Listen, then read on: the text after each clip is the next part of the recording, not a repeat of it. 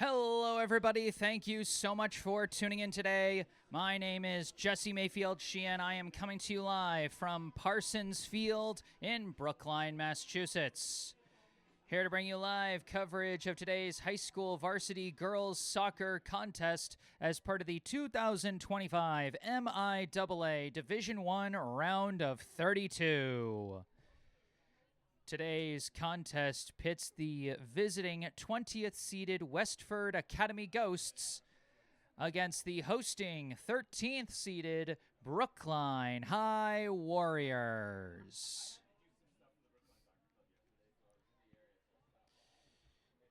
Well, we've made it, folks. We are here for postseason soccer.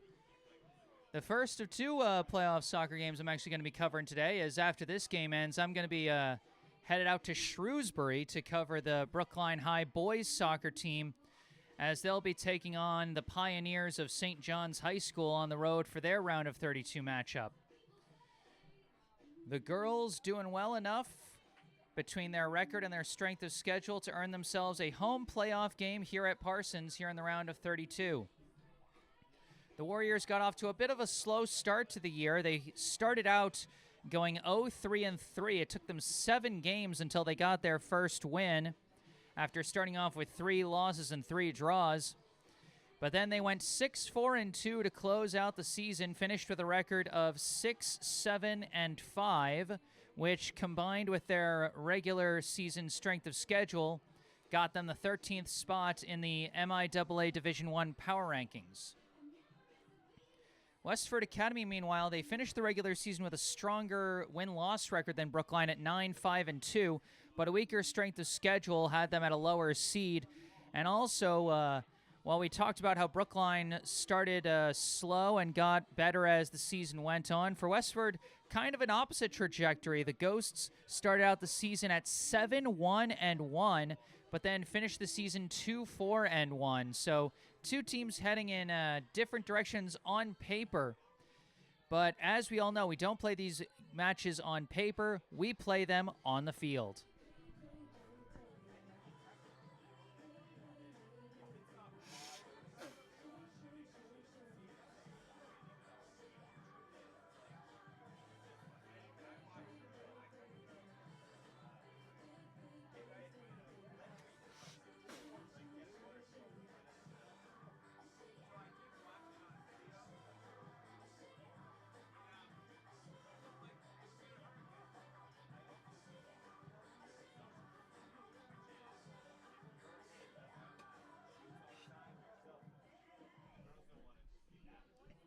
Sorry about that, folks. Felt a sneeze coming on.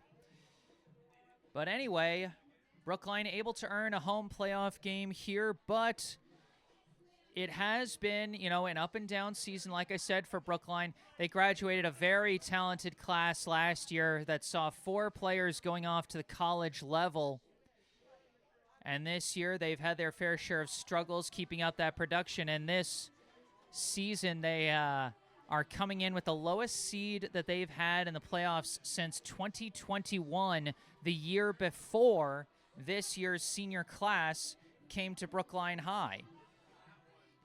So this the lowest seed of their careers, but they're going to be fighting with everything they got to try and keep their high school soccer careers going, and that's going to be the case for the seniors on both sides today. 13 versus 20, one of the closer matchups of the round of 32. So this one should be a lot of fun, folks. So you're not going to want to miss this. Remember, as always, if you end up enjoying this broadcast, be sure to like and subscribe. And as always, I encourage audience participation, whether it be in the live chat here on YouTube or by sending me an email. You can see my email in the bottom right corner of your screen. We got a scoreboard cam going today, and as you can see from that scoreboard cam, we got a little less than a minute before the pregame clock runs out, and then we'll get our pregame ceremonies and then the start of this ball game.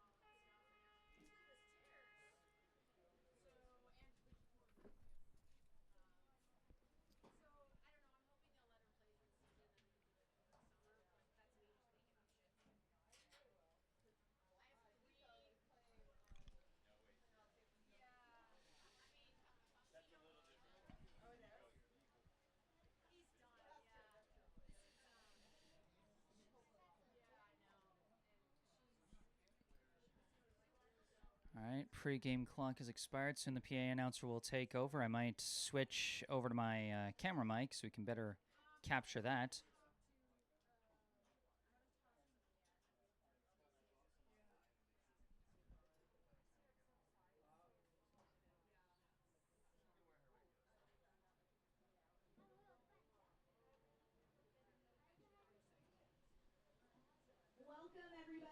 There we go. MIAA round of 32 soccer matchup between Westford Academy and your Brookline Warriors. Participating student athletes, coaches, and contest officials have worked diligently to prepare for today's competition. Please show your appreciation by demonstrating good sportsmanship and respect for all in attendance. Ensure that your behaviors reflect the values that should be identified with these student athletes. Assume responsibility for your behavior and the behavior of those around you. If you require assistance, please call upon an MIAA school or security official. And now for the starting lineup for Westford Academy, who are coached by Tracy Capone. Don't get knocked over though. Senior Olivia Cipriano. Junior Lila Griffin. Sophomore Oriana Kusin. Junior Alexa Coward. Freshman Mia Weber. Sophomore Tia McClelland. Sophomore Kiara Lewis, Junior Sydney Nussbaum. Senior Donna McClelland. Sophomore Reese Nielsen. And senior Elaine Sowell. And now the starting lineup for your Brookline Warriors. The Warriors are coached by Ben Peters. Senior Elin Lindgren Paul. Sophomore Neve Kessman. Junior Hannah Greer. Junior Paige Hammond. Senior Amalia Lindgren Palm. Senior Julia Vianello. Senior Jada Kimbrough. Senior Mirabelle Declan. Senior Eva Buxton.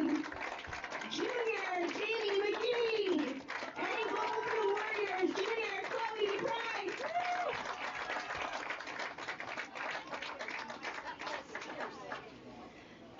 Our great nation has persevered through the leadership and sacrifices of men and women who have served or are currently serving in our armed forces.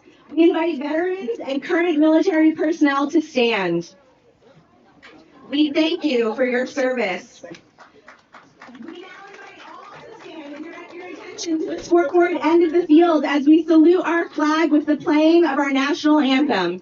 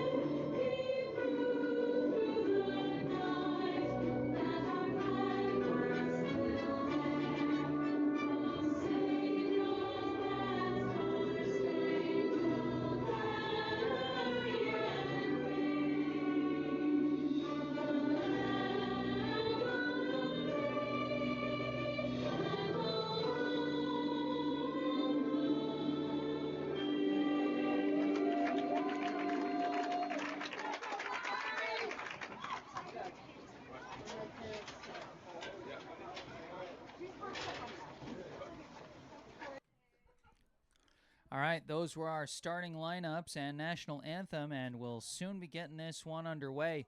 You can see from our scoreboard cam in the bottom left corner of your screen, we got a fresh 40 minutes on the clock for the first of two halves here in this MIAA Division I round of 32 girls soccer contest between 13th seeded Brookline and 20th seeded Westford Academy.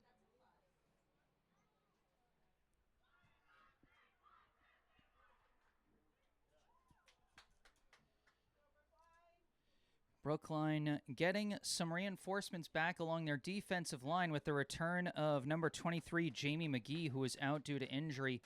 Unfortunately, they won't be getting those same reinforcements on offense as leading goal scorer Haley Ament suffered a tough injury and is going to be out for the rest of the season, it seems. And that's tough. She suffered an injury last year, was able to come back just in time for the playoffs, but missed a chunk of the regular season last year. And then this year, suffering another injury again that seems to be keeping her out of the postseason. You know, it's so tough. Haley Ament, such a talented player, and we certainly wish a speedy recovery for her.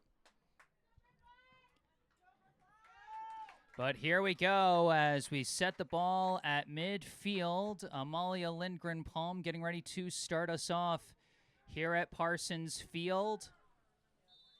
Warriors and Ghosts, here we go in the round of 32. Lindgren-Palm's kick goes back to Hannah Greer, who boots it upfield, bounces past one of the Ghosts, and it's corralled by Jada Kimbrough, and it's going to be deflected out of bounds. As we got a bit of a tough camera angle there. Hold on, let me see if I can adjust a bit.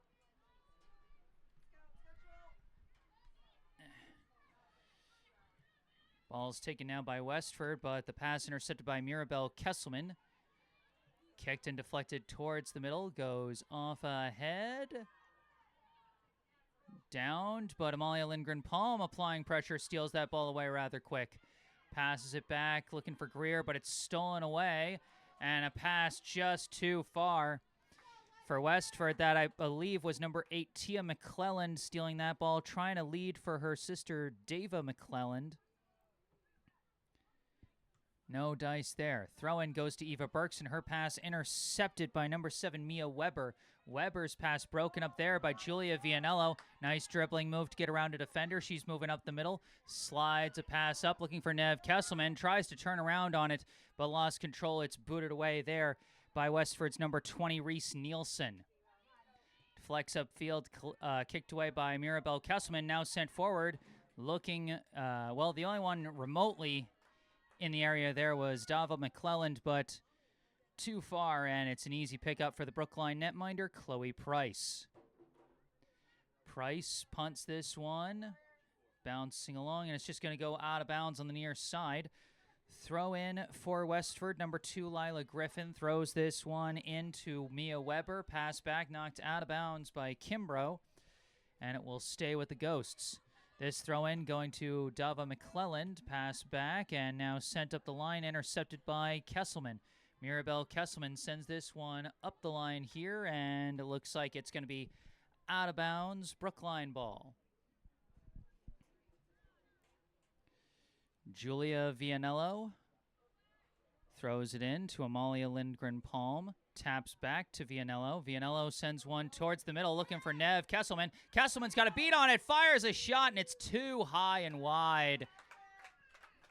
I'll tell you, Nev Kesselman is looking for that turnaround when she's getting those passes, backing down against her defender. She's looking to time up that turnaround just right, and if she can, she could get a really good chance at the net out of that. Goal kick for Westford. Flies towards midfield, and we got a call for a push in the back on Brookline. And this will be a free kick for Westford.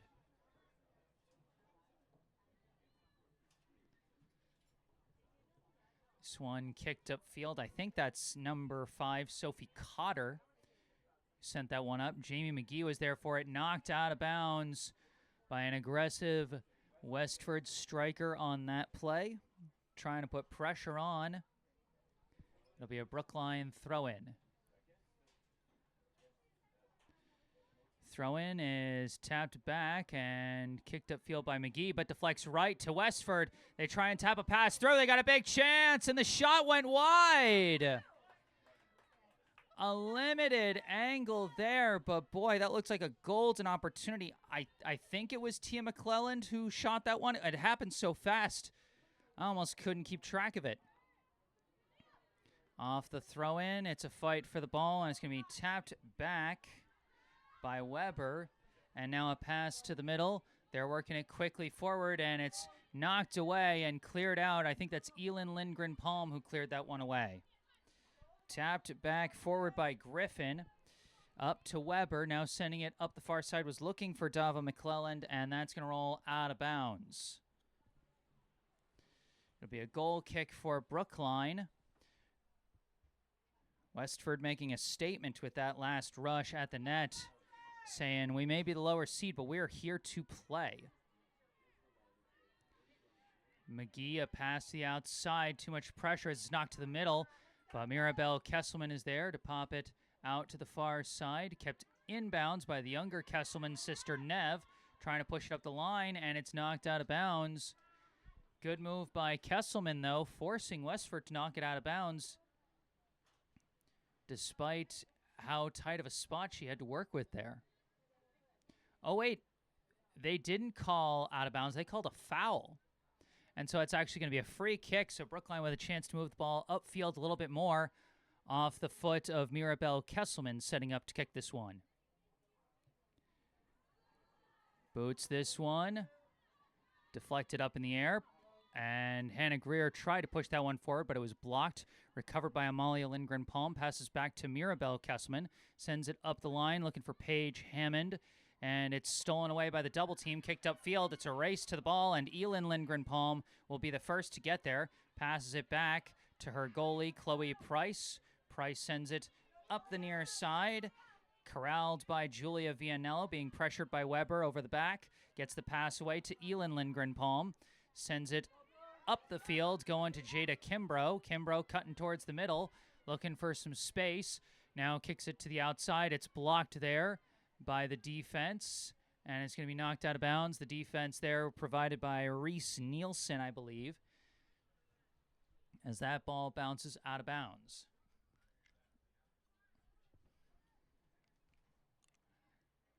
Knocked away again by Westford. They're playing very aggressive on the ball to start this one. Elin Lindgren-Palm sends it back to Price. Price out to the far side to McGee. McGee sending it up the line. Complete. And they tried for a give and go. No dice there. Paige Hammond, who normally plays the middle of the field, they got her on the wing today. That could be an interesting thing to look for in terms of how they might use her in the transition game.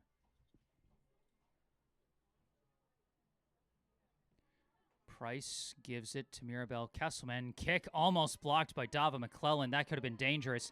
Instead, it's taken away by Mia Weber. Kicked up right to Kesselman. Kesselman's pass is being fought for. Ultimately recovered by Vianello. Gives it over to Mirabelle Kesselman. Oh, but a takeaway and a shot and a save by Chloe Price, as Tia McClelland had another big offensive chance there. Nev Kesselman trying to move the ball upfield. It's kicked away there by number 15, Sydney Nussbaum. Knocked out of bounds by Brookline. Throw in here off ahead, straight up in the air, and that is going to go out of bounds. Brookline ball. Throw in. And a foul, I think, was called on Westford.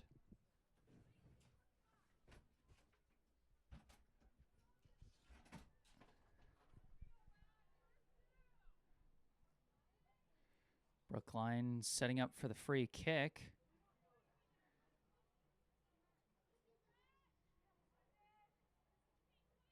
This one coming from Jamie McGee, opts for a low pass, completes it to Paige Hammond. Hammond sends it back to Elin Lindgren-Palm, across to Mirabelle Kesselman. Kesselman dribbling up, gets around a defender, moving upfield, passing it forward, and no room there for it to be taken. Jada Kimbrough was cut off by the defense there. Folks, let me know in the live chat how the camera angle is looking for you guys. Sometimes can be a bit of a challenge setting up a good shot here at Parsons. So let me know if it's looking good. This one deflects. Back and forth. It's corralled now by Westford. This kick from number 6, Alexa Coward, deflects around, and now it's kicked away by Greer. Coward had it for a second, but swooping in for that one is Nev Kesselman. Gets back to Paige Hammond, and Coward taking that one while down on the ground. Now number 23's pass blocked and intercepted by Elin Lindgren-Palm. Gives it over to Eva Berkson. Now out to Vianello. Vianello's kick ricochets like a pinball. Gets up to Jada Kimbrough. And players go tumbling for that ball. Now Vianello sends it up for Amalia Lindgren-Palm. Knocked away by the defense there. And I think that one went out of bounds.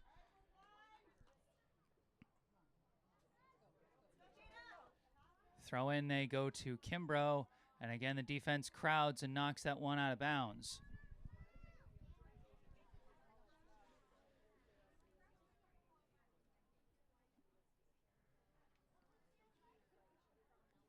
Throw in, tapped back to Vianello. Vianello winds and kicks an attempted crosser, finds Amalia Lindgren-Palm, cuts around a defender, trying to weave her way around, fires a kick, it's blocked and kept in bounds as the Ghosts clear it out. Eva Berkson trying to cut it off, but stumbled over the ball. It's taken instead by Dava McClelland. Kicks it upfield, and it's going to be scooped up by Chloe Price. A near chance there for Brookline on the attack, but Amalia Lindgren-Palm unable to dribble around 3 different defenders while looking for the shot she wanted. Push in the back, uncalled there, as the Ghosts take the ball past the outside. Lost by McClelland, out of bounds Brookline ball.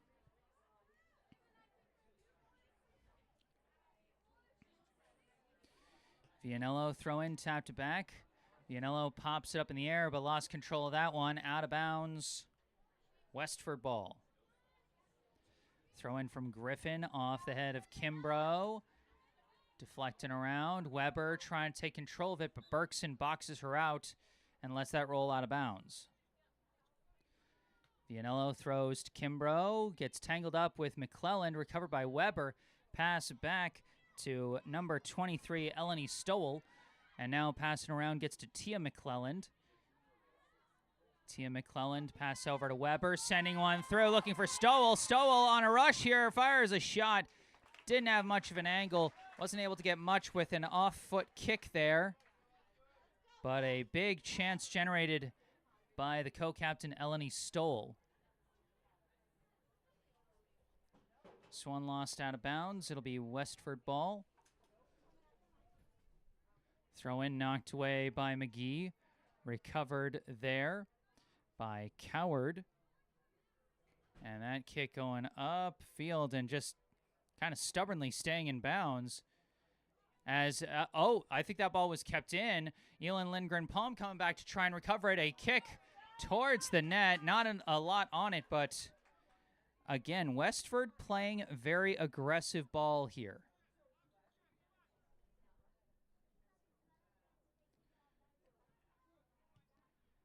Chloe Price punts this one. Deflecting around, battling for it, and Brookline ultimately comes away with it. Vianello from the outside kicks a curving one, but it's going to be intercepted there by number 3, Oriana Kusid. Couple passes, gets up to Dava McClelland. McClelland dribbling in, matching up with Elin Lindgren-Palm, and Lindgren-Palm stands her up and knocks her over and walls it away. Great one-on-one defense there by Brookline's co-captain Elin Lindgren-Palm on that play. As now this ball goes upfield, kicked away there by Griffin. Vianello coming up for it.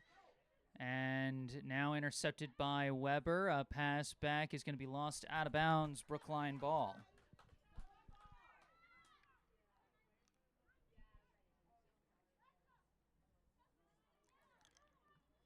Vianello throw in, tapped back by Kimbrough. Berkson tries to tap it over to Vianello, but stolen away by Dava McClelland. Back to Weber and booted out of bounds.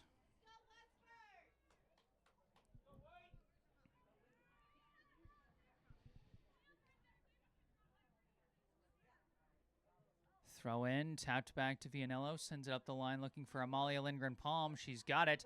She gets her around a couple defenders, cutting towards the middle, trying to cut back to the outside. And that one knocked away, recovered by Vianello. Vianello trying to turn the corner and trying to keep that ball in bounds, but cannot. Amalia Lindgren-Palm has had a couple of plays where I think she might be like over juking a bit. Like she jukes to the inside, she's got a bit of a step, and then she tries to fake out her defenders again and cut back to the outside. And that one seems to be the one where she loses the step she had on her defenders. Of course, I'm not out on the field, so it's easy for me to say. This one controlled at midfield by Westford, but they lose that pass off the back of a foot. Hannah Greer had it, kind of lost it, and Westford does take it away. The pass goes back there to Weber. Weber sends it upfield to Flex, and it's booted up in the air by McGee.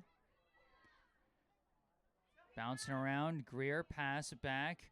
Kesselman, that's Kesselman, not McGee, my mistake. This kick deflects up, favorable deflection for Westford. Stole the crosser, looking for Dava McClellan. Turn around, trying to shot, ran out of room.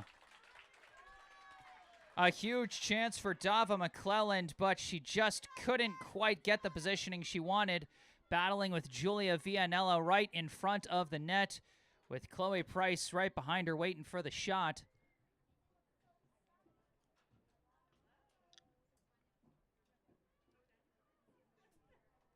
And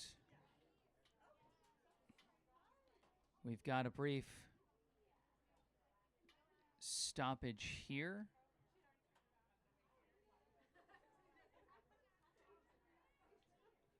I'm not sure if that's an injury or maybe something more minor. I think Mirabelle Kesselman just came out of the game, replaced by Astrid Nigrovich. That's definitely going to be something to keep an eye on. Mirabelle Kesselman, a big defensive presence for Brookline. And if they lose that, that could be very tough to deal with.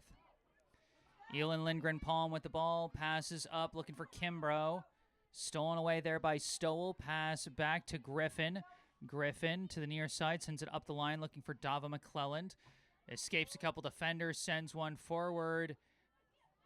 Elin Lindgren-Palm tried to clear it. No dice on the deflection. Recovered by Tia McClelland. A pass to the middle. Intercepted there by Greer. Greer sends it upfield. Misses Nev Kesselman. Taken away instead by number 15, Nussbaum. Taken back by Brookline. They work it to the middle to Greer. Tries to pop it to the outside. Deflected up by Nussbaum. Back and forth it goes. Coward with it. Pass up. Disrupted there by Greer, and it's going to be recovered by Nigrovich. Passes back to McGee. Deflects back and forth. Goes to the middle where it's taken by Eva Berkson. Berkson pass across the field to Vianello. Vianello sending it forward to Amalia Lindgren-Palm. Cuts to her right. Now sends a pass to the middle to Jada Kimbrough. Kimbrough tapping it to the outside. Looking to Lindgren-Palm again. Lindgren-Palm slowly moving it forward. Taps further outside near the sideline. It's Vianello. Vianello kicks in across her, and it's caught. Caught by the Westford netminder, number 0, Olivia Cipriano.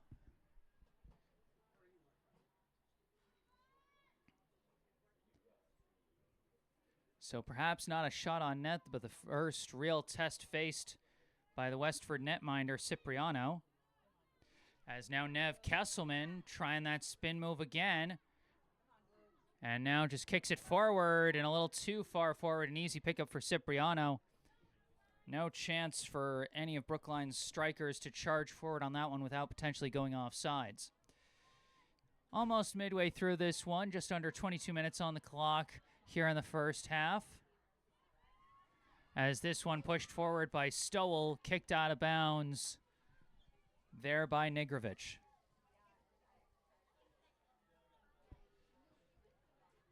Throw in back to Stowell.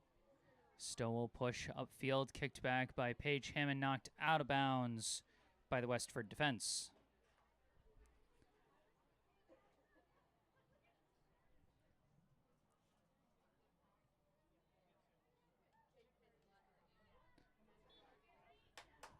And we got a foul called here against Westford.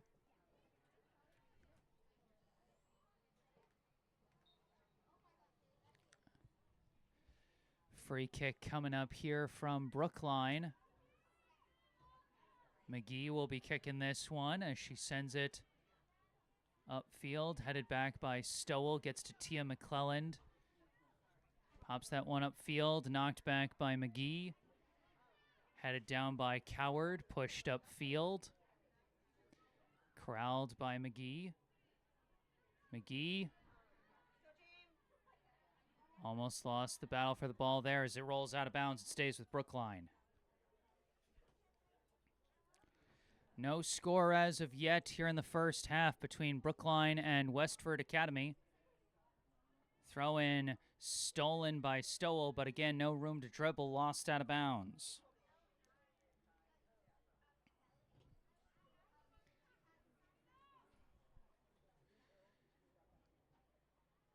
This throw in, a bit of a chaotic fight for the ball, lost out of bounds, and now it's going to go to the Ghosts. Westford Academy going to have a throw in deep in opposing territory here.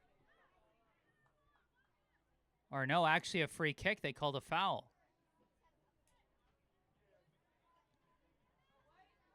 Very interesting angle for a potential crosser here. Also the potential for a shot. Kick flies in, and it's too high and out of bounds. The shot coming from Dava McClelland.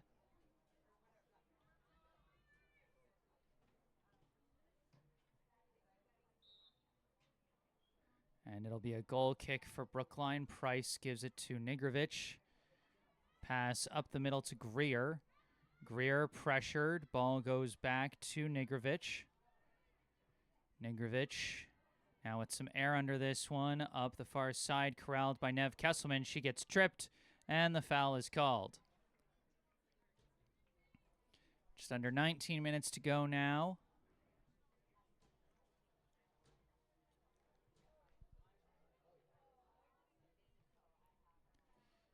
McGee lining up for the free kick here. This one floats in, downed by a sea of Westford players, but it's taken instead by Amalia Lindgren-Palm, and now a foul committed as they tried to take that one away from number 20, Priscilla Hill. Hill in the game on that far side wing in place of Paige Hammond.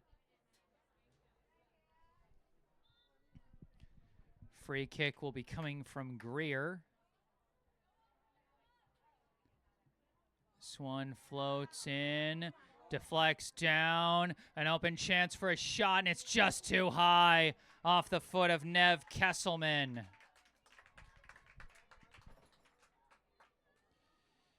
Nev Kesselman, to my knowledge, still searching for her first varsity career goal. There were a couple of goals in the Brookline regular season that were unaccounted for, as I wasn't sure who scored in Brookline's loss to Braintree and in their second loss to Newton North. So that leaves me with a couple of blank spaces on my stat sheet. Goal kick here. Off ahead.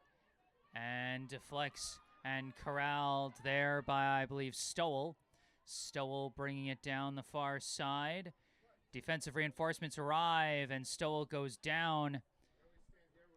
Little too physical, I guess, from Priscilla Hill.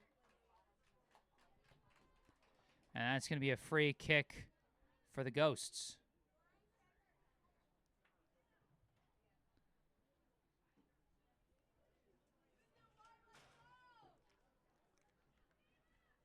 They'll have Dava McClelland sending in this free kick once again.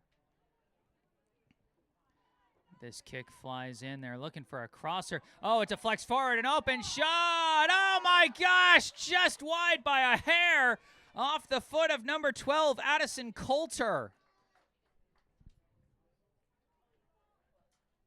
And I think the Brookline players, coaches, and fans just did a collective phew, because that one was way too close for comfort for Brookline.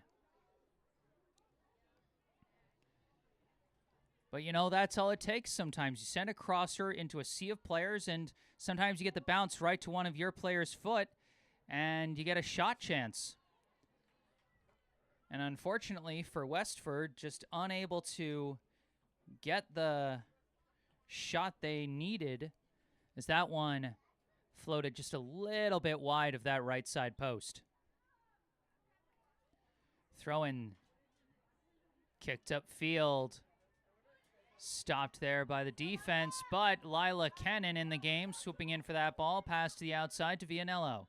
Vianello looking one-on-one with Coulter, and Coulter walls her off there. Vianello staying with the ball, turning around, escapes Coulter this time, but collides hard there with Coward.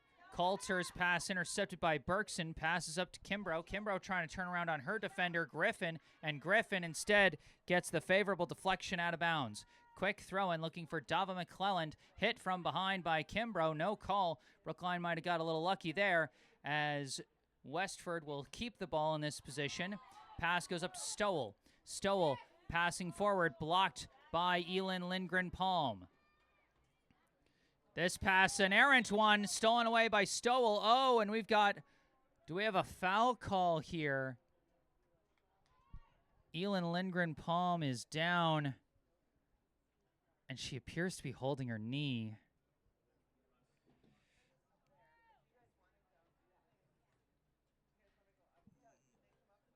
And she is up, but a little hobbled as she walks.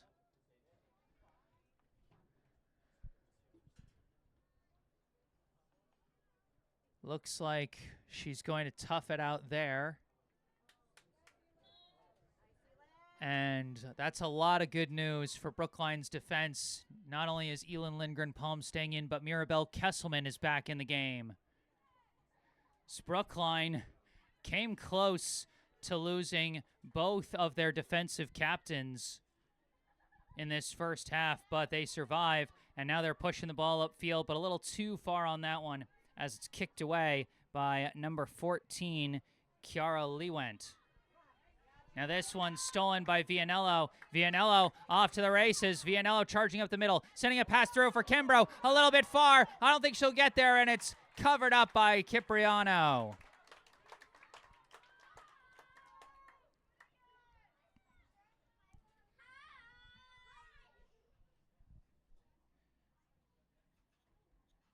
It's either Cipriano or Cipriano, not 100%, as that one punted, goes off ahead. It's going to bounce way upfield, and it's going to be an easy pickup for Chloe Price as we go end to end off of that kick. Price punts it back towards midfield, bouncing along. Players go tumbling as it's headed forward, booted away there by Kusid.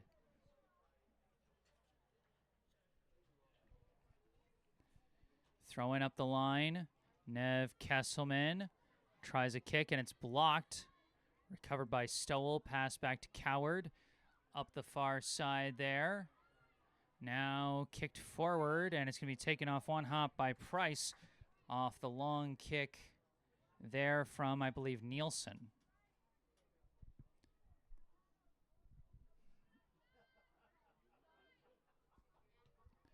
Price punts this one. That deflects out of bounds. Brookline ball. Hill throws it to Greer. Taps it back to Hill. Hill boots it upfield. It's going to be too far for anyone to get for Brookline, as it's an easy pickup for Cipriano. Less than 12 minutes to go here in the first half. No score here in this round of 32 contest. As Cipriano punts this one towards midfield. Bouncing along. Elin Lindgren-Palm kind of sliced that one. Now McGee pops it up in the air.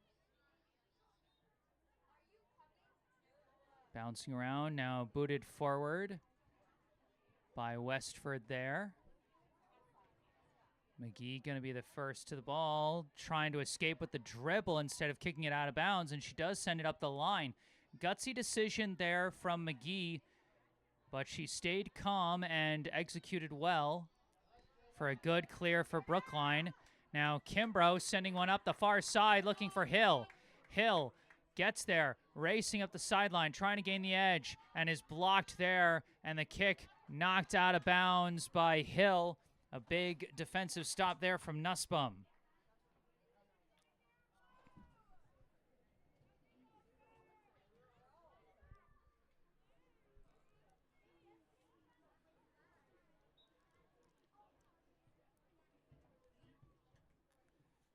Goal kick. Couple of deflections pushed forward by Westford, up in the air, and oh, we got a foul call there. Dava McClelland pushing Mirabelle Kesselman in the back on that play. Now Brookline will have Kesselman herself send up this free kick.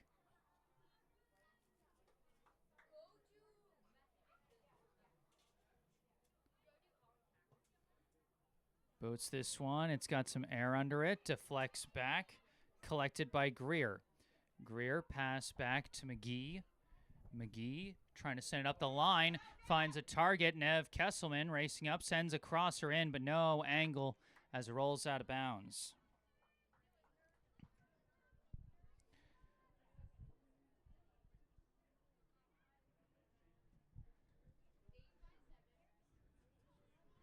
Brookline standing tall on defense this half, having a little trouble consistently generating offensive pressure as Berkson kicks this one up to Nev Kesselman. Pass back, booted up in the air by Greer to the outside, looking for Hill. Hill's got it. Hill with a quick crosser kick, blocked there and booted away. That time by Lewent. Now recovered by Berkson again, a kick forward. Booted away by Griffin, gets up to Dava McClelland. McClelland dribbling through the middle there.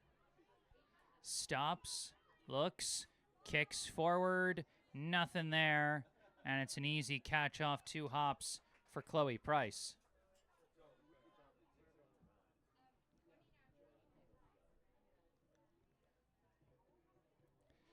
Price punts this one a little shallow.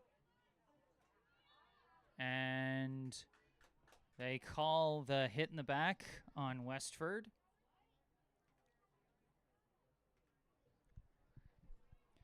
Free kick here, Mirabelle Kesselman. Pops it to the outside, looking for Vianello. Vianello keeps it in bounds, or no, she doesn't. Couldn't keep it in, and it'll be a throw-in for the Ghosts.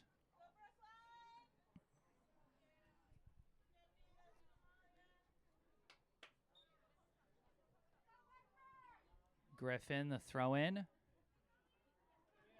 Battling for the ball. It's kicked out of bounds by Berkson. Throw-in. Knocked out of bounds by Vianello. Another throw-in. Knocked back to Vianello, who pops it upfield. Kicked away there by Kusid. Stowell sends it across the middle, intercepted by Hill. Hill's kick blocked down by Kusid. Pass up to Weber. Weber. Pass across. Finds Nielsen. Nielsen racing upfield, being chased by Greer, trying to turn the corner and tried to force a shot, but a limited angle there as the help defense was arriving, and she misses that one out of bounds.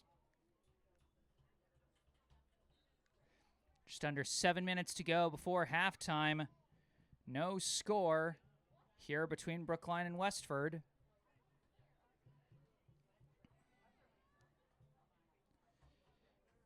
Mirabelle Kesselman passes it back to McGee. McGee up the line. Tap to the middle, pushed upfield. Gets to Nev Kesselman. Her pass blocked by Coward. Deflects up to number 25. Pass across to Stowell. Stowell sending it to the outside to Nielsen. Nielsen lifts one, looking for Dava McClelland. It's over her head. Can she keep it in bounds? No, she cannot.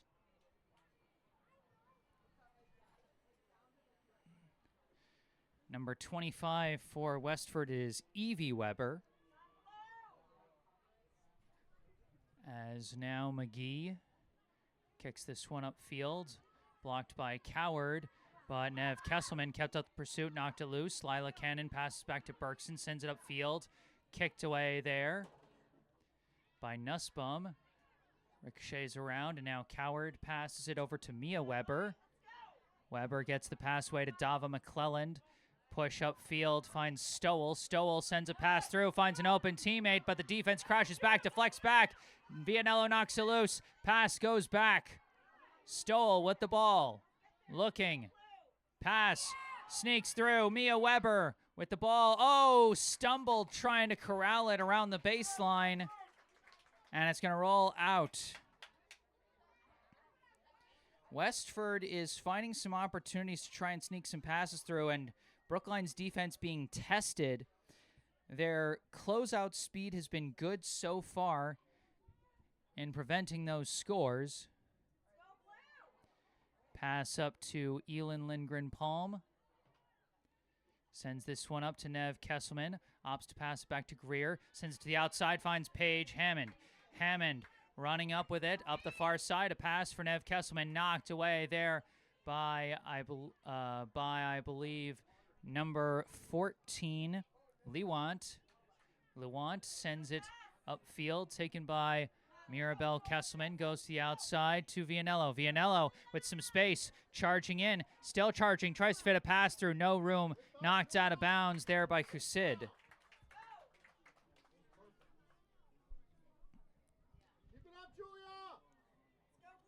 Throw in for Brookline.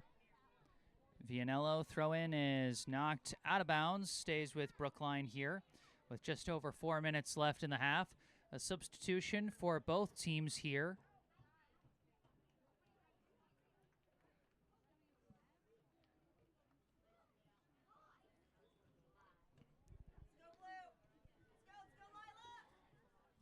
Throw in coming, a pass to the middle, intercepted by Stowell.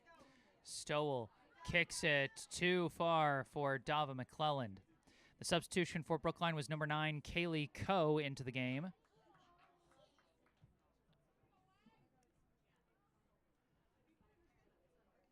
Throw in here for Cannon. Cannon turns, pass into open space. Hammond comes back for it, passes it back to McGee. McGee, with a player on her back, gets the pass away. Now passing around the triangle, it goes back to McGee. McGee to the outside to Greer. Greer pops one over a defender, now tries to push one forward. It's knocked out of bounds, deflected out by Nussbaum.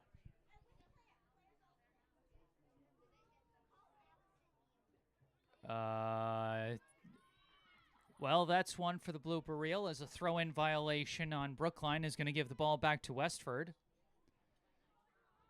This throw-in up the line, booted up in the air by McGee.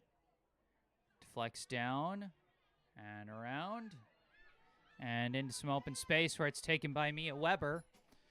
Weber sends pass forward. Dava McClelland stumbled taking it. The clear kick is blocked, but it's going to be recovered by Brookline. And a slide tackle there by Mia Weber. It's going to result in an out-of-bounds Brookline ball. Vianello throws it in, looking for Cannon. Cannon pass misses Berkson, but goes back to Elin Lindgren-Palm. Pass up to Greer. Greer dribbling around, surveying, and passes back to Elin. Elin gives to Berkson. Berkson to the near side to Vianello. Knocked away by Mia Weber, but kicked upfield by Mirabelle Kesselman. This one deflects around Griffin, whiffed on her clear kick, and it's recovered instead by Amalia Lindgren-Palm. Amalia trying to battle down that near sideline. I cannot at all see what's going on as that ball is kicked out of bounds. It looks like it'll be Brookline ball.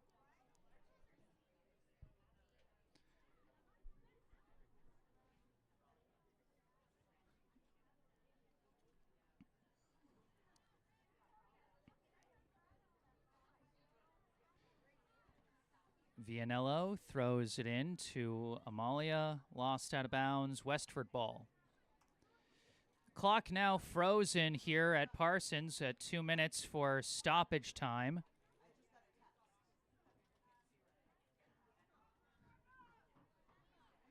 Throw in from Griffin goes off Vianello's head, out of bounds. This throw in deflects out of bounds again off Brookline.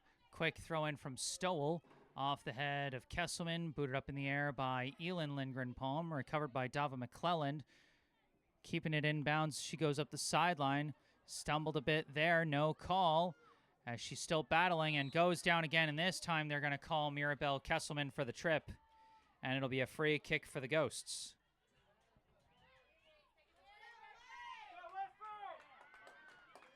Dava McClelland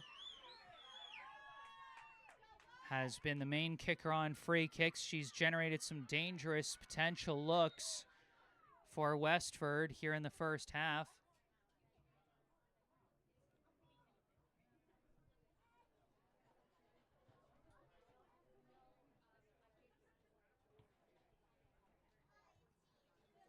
Did they just call halftime? Okay, it was a timeout. I wasn't sure if it was halftime or a timeout, but a helpful fan in the stands let me know that that was, in fact, a timeout. So Westford going to try and strategize for one last push to the net before the break.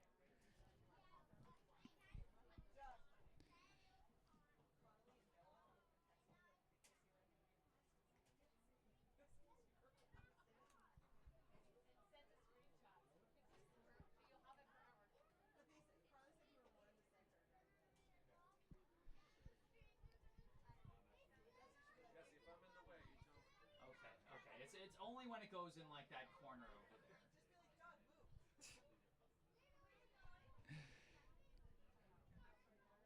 fine.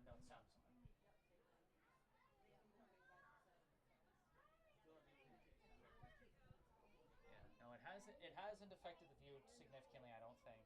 It's Parsons is tough. I know.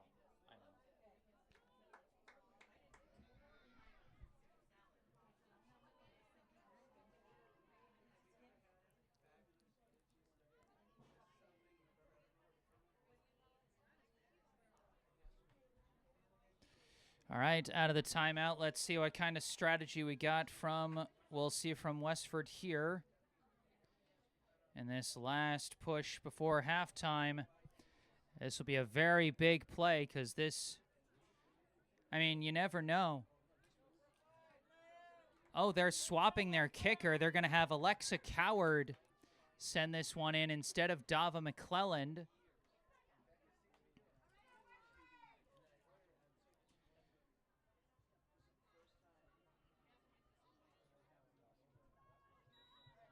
There's the whistle.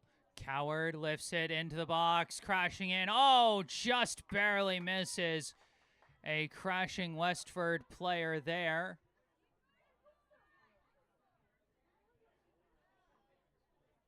Boy, very, very close. As number 12, Coulter, was the closest one to that one, bounced just in front of her and out of bounds. Another dangerous chance off the free kick generated by the Ghosts. Brookline moving the ball upfield here in stoppage time. Going up the far side, a kick to the middle, deflects around, and it's corralled by Mirabelle Kesselman. Pushed forward to Amalia Lindgren-Palm. Tries to pop one to the outside, might have been deflected slightly by Griffin as it slowly goes out to Vianello. Vianello manages to get around her defender. A pass is blocked there by Griffin, out of bounds. Vianello throws into Cannon, tapped back. Vianello almost recovered it and does recover it as she cuts off Dava McClelland there. Passes back to Elin Lindgren-Palm. Pass up the middle to Greer. Greer pops to the outside for McGee.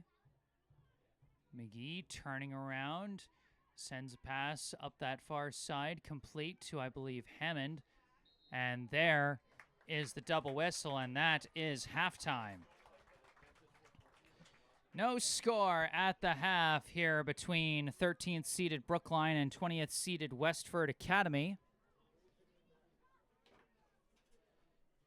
And as we head into this halftime break, well, it looks like the Wi-Fi just kind of went kaplooey on us right at half.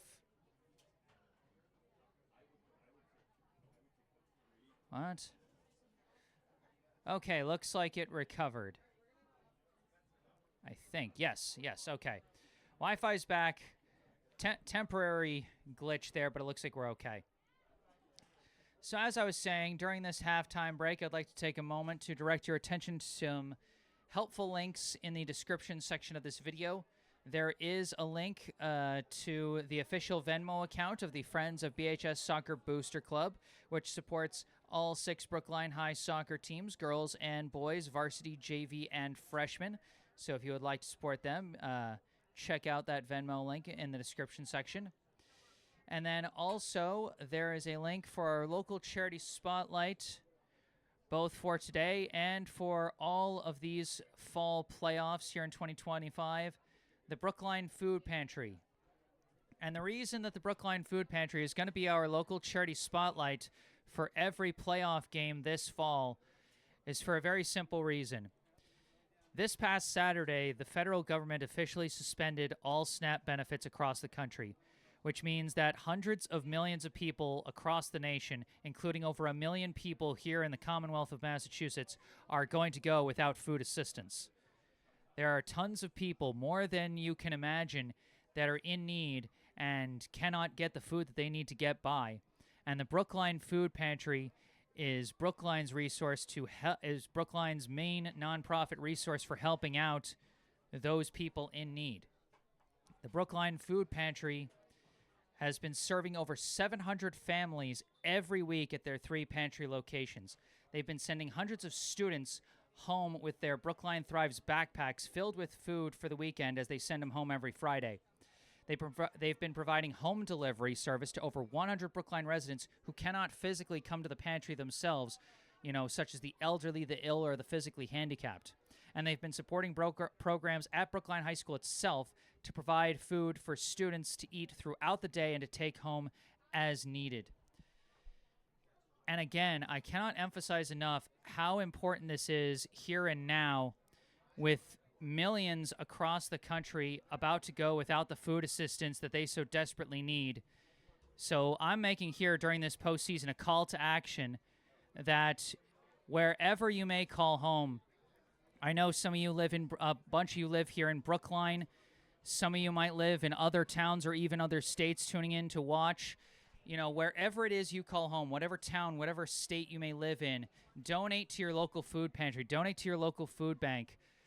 Our most vulnerable neighbors and friends are going to need our help now more than ever in all communities across this country. I myself have made a commitment to donate $50 out of my own game check for every playoff game that I cover this fall. Every Brookline High playoff game I cover this fall, $50 is going to the Brookline Food Pantry here this season. For the very simple reason that it's an important cause. Like, this isn't a brag, me saying this. This is me putting my money where my mouth is, and this is me issuing a challenge. I challenge each and every one of you to make your own donation to your local food pantry to support what is a more important cause than ever, the cause of feeding the hungry. It's very simple, straightforward, important cause. And like I said, with what's going on at the federal level, we need that support now more than ever. So please think about donating to your local food pantry. If you want to post about a donation you make here in the live chat on YouTube or in email, I wholeheartedly encourage that. Let's, help amp things up, spread the message, and continue to push everyone here to do their part and help out their community. I know this is a little bit of a heavier speech than I usually give, given this is a ball game here. But you know what? One thing that, covering these ball games has really taught me is just the beauty and the value of being a part of a community. The way that this Brookline High athletics community has really welcomed me over this years has been moving beyond words for me personally. And so to me, it's so important to give back to the community that allows us to have this great high school sporting experience. I mean, just the fact that we have these games, these facilities to play at, these players, these coaches, it's a result of investing in our community. And so that's all I'm asking, is that you invest in your community. Again, wherever you call home, whether it be Brookline or otherwise, invest in your community, donate to your local food pantry, your local food bank, whatever it may be. So that's my little speech for halftime. I'm going to take a break for halftime and mute my mic, but I will be back with the second half of this ball game, so you better stay tuned.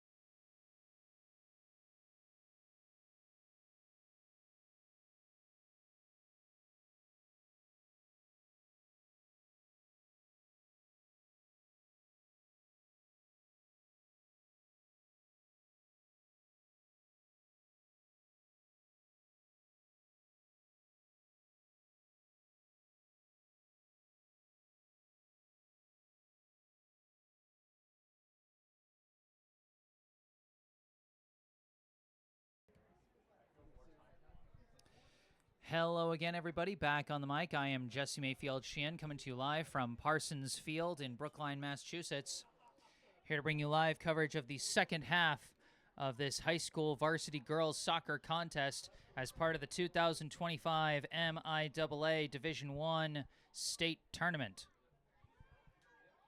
Here in the round of 32, 13th seeded Brookline and 20th seeded Westford Academy all knotted up at nothing apiece.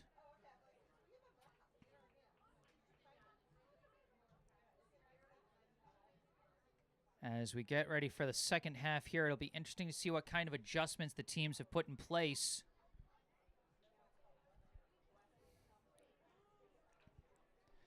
I would say Westford generated more of the offensive chances in that first half, and so Brookline has got to make some adjustments offensively to try and generate some more pressure.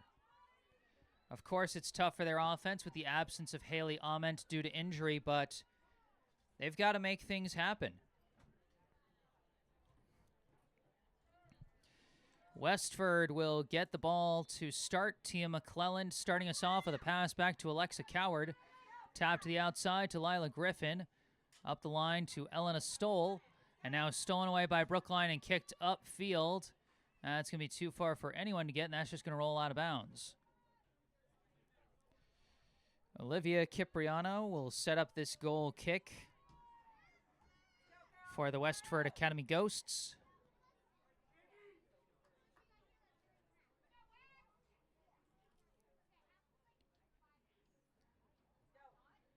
This goal kick floating along, pushed forward by Stowell, kicked back by Elin Lindgren-Palm, knocked back by the defense by Kusid. Oriana Kusid knocked that one away. Now Lila Griffin out on the far side, tries to send upfield, goes out of bounds. Julia Vianello to throw this one in, and battling for the ball, Jada Kimbrough somehow comes out with it. Pass across, flies wide, intended for Paige Hammond, and instead flies out of bounds.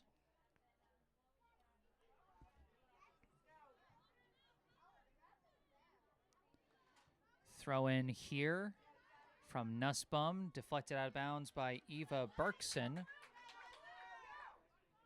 Nussbaum, another throw in. Bouncing along, Tia McClelland with the bicycle kick forward. Elin Lindgren-Palm taps it forward. Jamie McGee, the player over her back, passes it, misses out of bounds. That was Reese Nielsen applying the pressure. Throw in from Nussbaum. Battling are McGee and McClelland. McGee gets passway to Elin, sends it upfield, knocked right back by Nussbaum into open space. Vianello kicks it away, not a lot on it. Goes right to Coward, sends it up the middle, kicked right back by Elin Lindgren-Palm. Now it's a race for the ball, and it's a deflection the wrong way, but just far back enough for Cipriano to clear it away from Nev Kesselman, who was racing after that one. Coward with the ball, slides it over to Griffin. Griffin, pass up there. Mia Weber's pass intercepted by Mirabelle Kesselman. Kesselman sending it up the far side. Too far, too wide to connect with her younger sister, Nev Kesselman there. Another goal kick for Westford.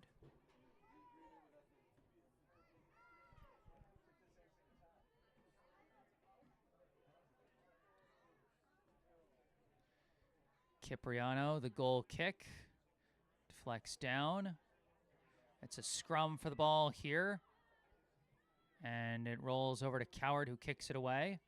Deflects towards the middle, pushed forward by Nielsen, headed away by Elin Lindgren-Palm, kicked forward again by Stowell. Lindgren-Palm back to the ball, sliced that kick, and just barely gets that one away as Tia McClelland was crashing in for that one. McGee up to Paige Hammond. Hammond across to the middle to an open Hannah Greer. Greer winds and kicks one forward, rolling through. Nev Kesselman, oh, just barely too far, and it's covered up by Cipriano.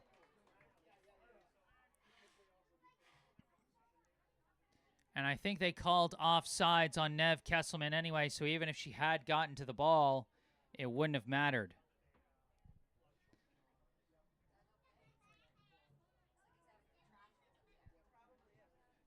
Coward, the free kick.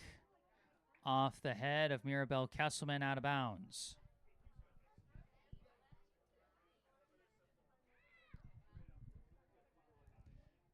This throwing up the line just bounces in and out, and it will be Brookline ball.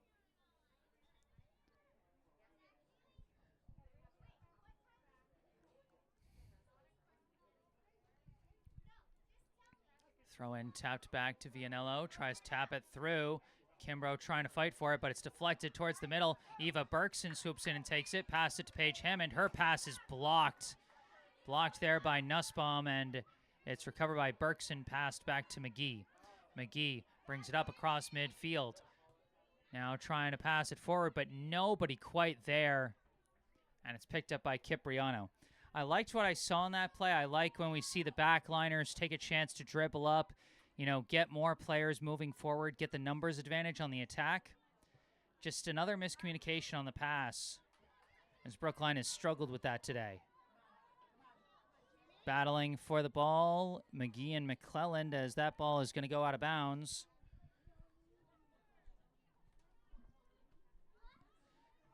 Tia McClelland throws it in. Stowell surrounded by defenders. It's kicked away. Recovered by McClelland. Pass back to Coward. Coward fits a pass through. Nielsen turns around and slips as she shoots and misses wide left.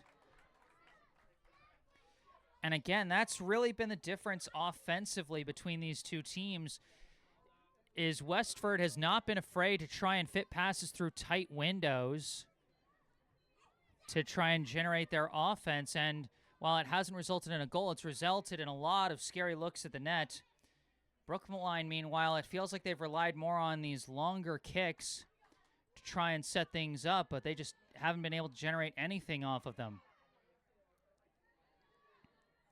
Greer, her kick deflected as it goes to the outside. Vianello comes back for it, tries to send it up the line, misses out of bounds.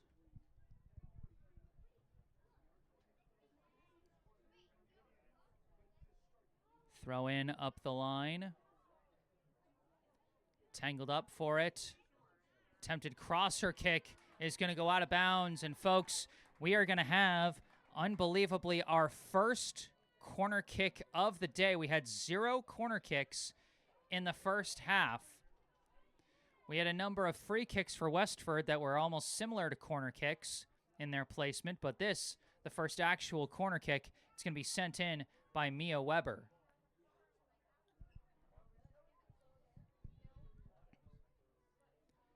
Kick flies in. Oh my gosh! That deflected right into the body of Chloe Price. And she just barely corrals. I mean, honestly, I don't think she even saw it. I think it just happened to come in and hit her body, and then she was able to recover the ball and cover it up.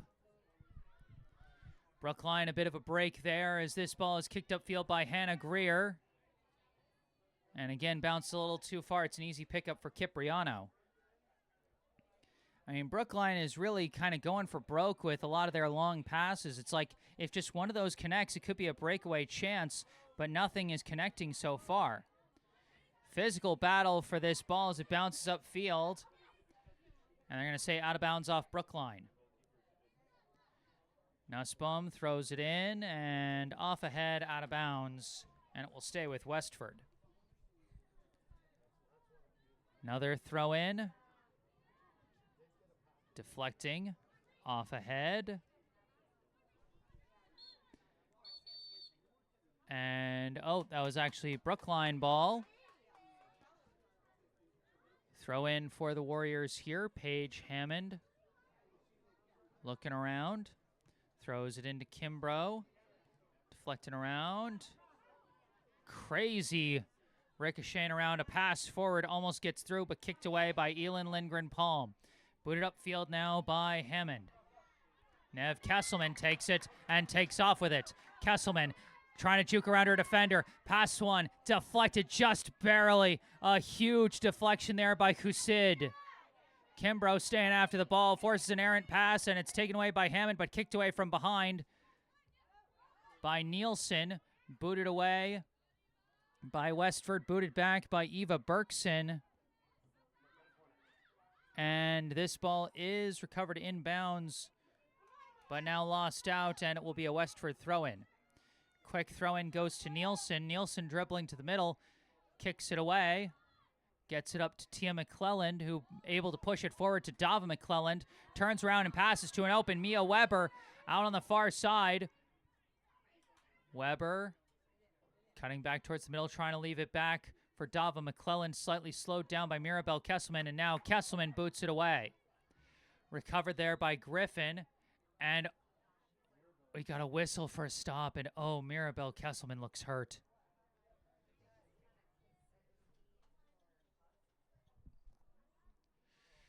Oh, and quickly out comes the trainer, Alex Jazik.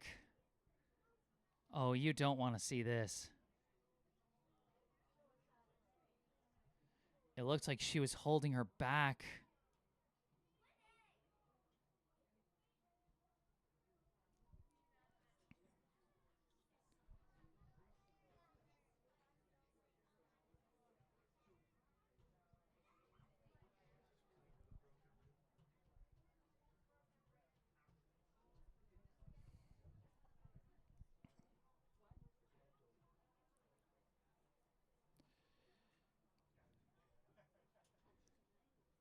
And Mirabelle Kesselman, who has been battling a rib injury, you wonder if maybe she aggravated that same injury on that play. Again, this is a player whose toughness cannot be called into question. Being helped up to her feet.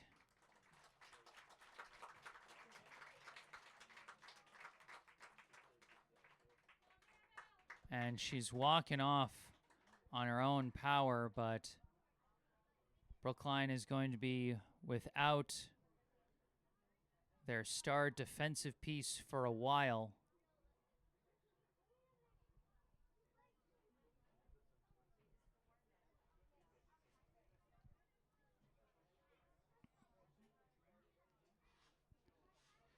And so with play being stopped due to injury, we'll see a drop ball here. Given to Westford, and play resumes. Kicked up field. Like I said, hopefully Mirabelle Kesselman is okay after that.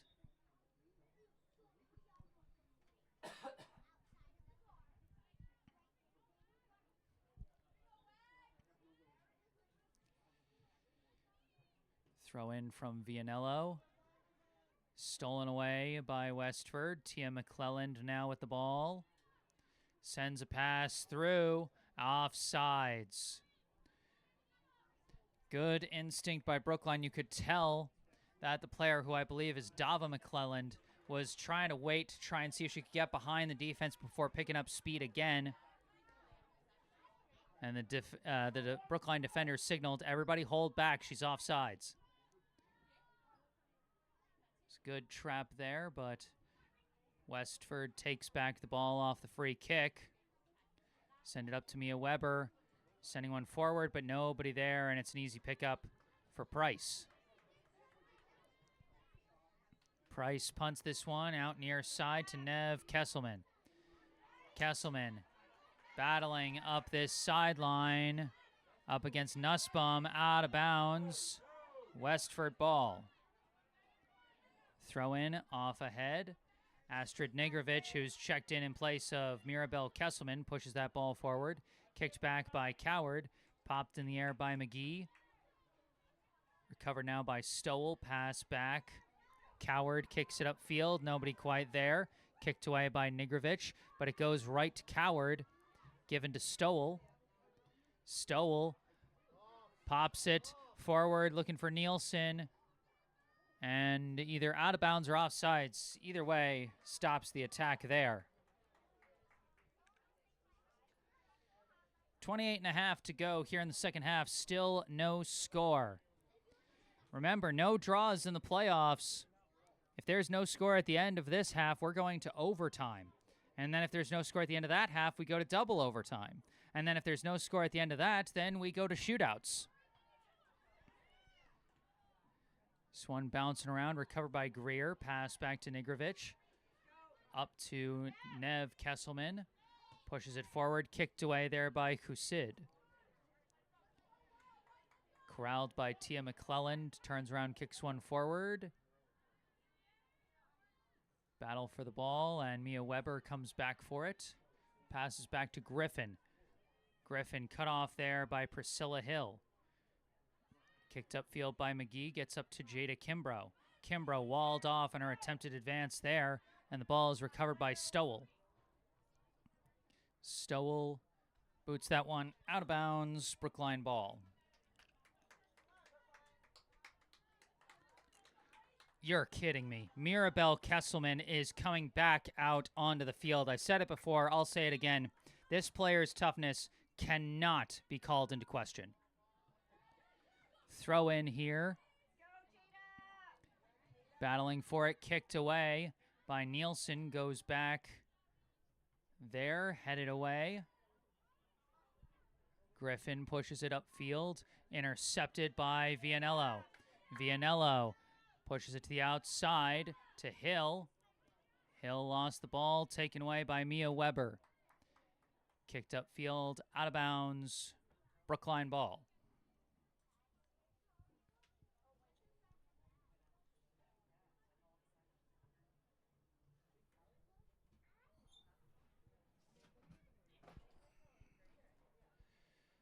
Ball's given to Greer. Greer fits through a couple defenders. Boots one upfield, across the field, and kicked away by Nielsen. But that's going to roll out the back line, and Brookline is going to have their first corner kick of the day.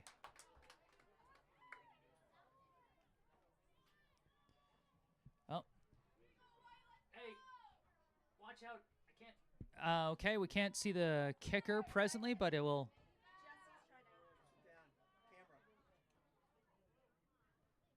Now the kick flies in, deflects down, booted away. Booted right back forward by Elin Lindgren-Palm. Deflects down, but right to Eva Berkson, and they got a foul call against Brookline there. Very strange. You don't often see... I mean, you more often see the defense making a push in the back on those kinds of plays, but I guess Brookline made a mistake there and committed the penalty. Free kick is knocked down, pushed forward by Berkson to the outside. Priscilla Hill corrals it, fights through a defender, can't fight through a second. Knocked away by Lewant, and Lewant kicks that one out of bounds.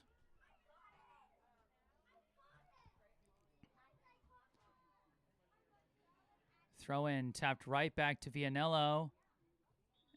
And I think they're going to say that one went over the sideline before she could kick it. Out of bounds either way. Brookline fan Yuli Burstein in the live chat saying this is a PK game. And I mean, we'll see. We've managed to see a PK shootout here at Parsons Field each of the last 2 years. 2 years ago, it was the boys. Last year, it was the girls against Braintree in the round of 16. But now this ball being pushed upfield, knocked away by Elin Lindgren-Palm. A good stop there as number 25, Evie Weber, was pushing that one upfield. Throw in. Attempted crosser, nobody there. An easy pickup for Chloe Price.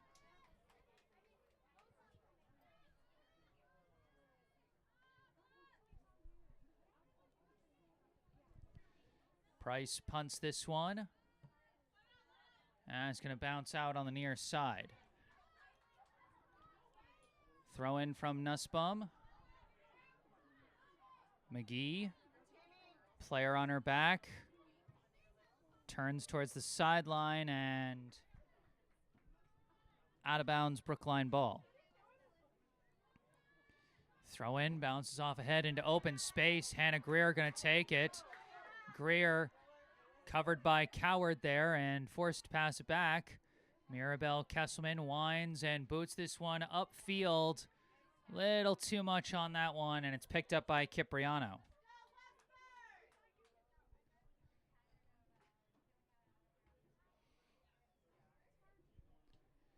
Cipriano's punt.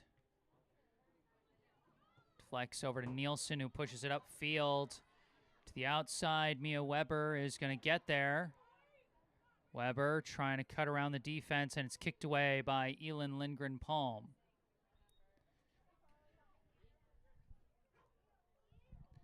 Out of bounds. Westford ball.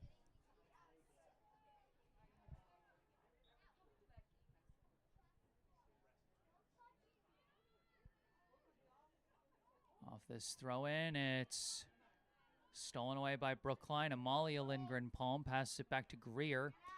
Greer trying to find an opening, gets a pass up to Amalia.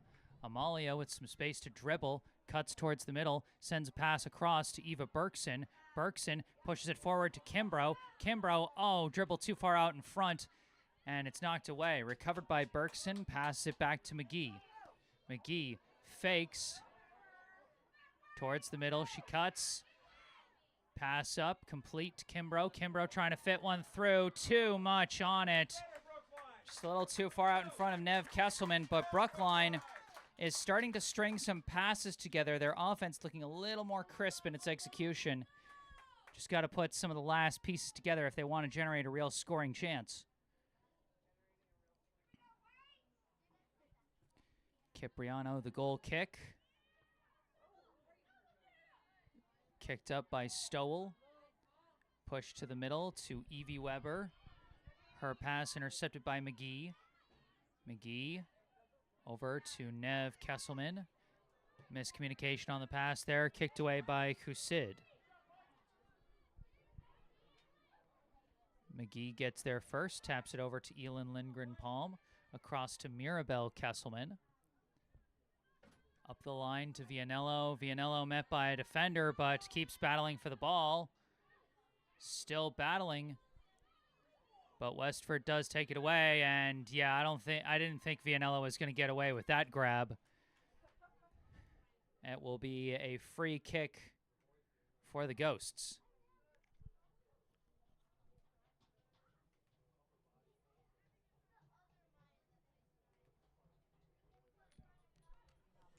Oops.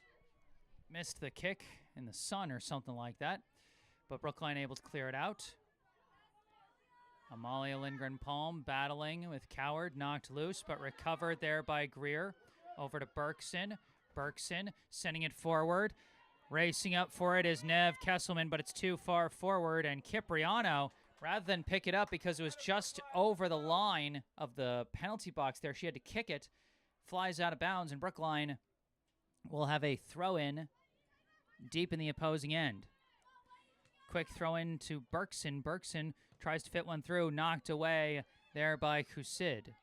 Recovered by Elin Lindgren-Palm. Pass across to Mirabel Kesselman. Kesselman dribbling. Long kick there, well wide, out of bounds.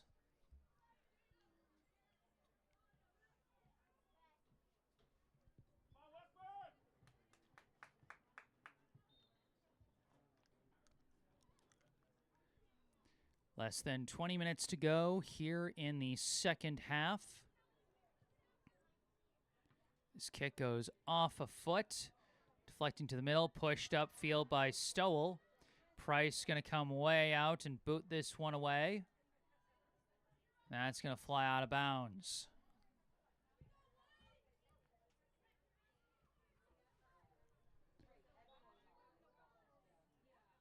And, I think we had a throw-in violation against Westford there. We've somehow seen one of those from each team. Vianello pops this one in the air. Deflected down. It's corralled by Kimbrough. Kimbrough slices that one. Headed down by Nielsen. Pushed forward by Coward. Berkson slices that one. Battling for the ball. It rolls out of bounds. Westford ball.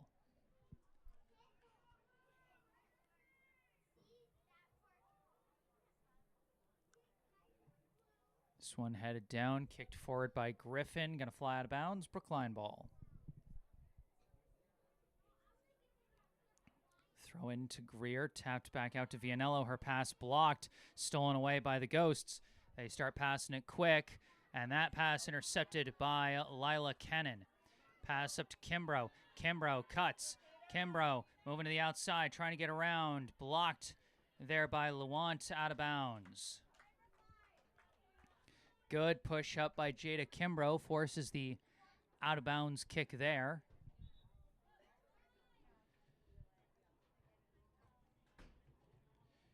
Throw in, tapped back out, and stolen away by Stowell. Stowell's pass up, intercepted by Mirabelle Kesselman. She's trying to push her team back up. Line drive kick is taken off one hop by Cipriano.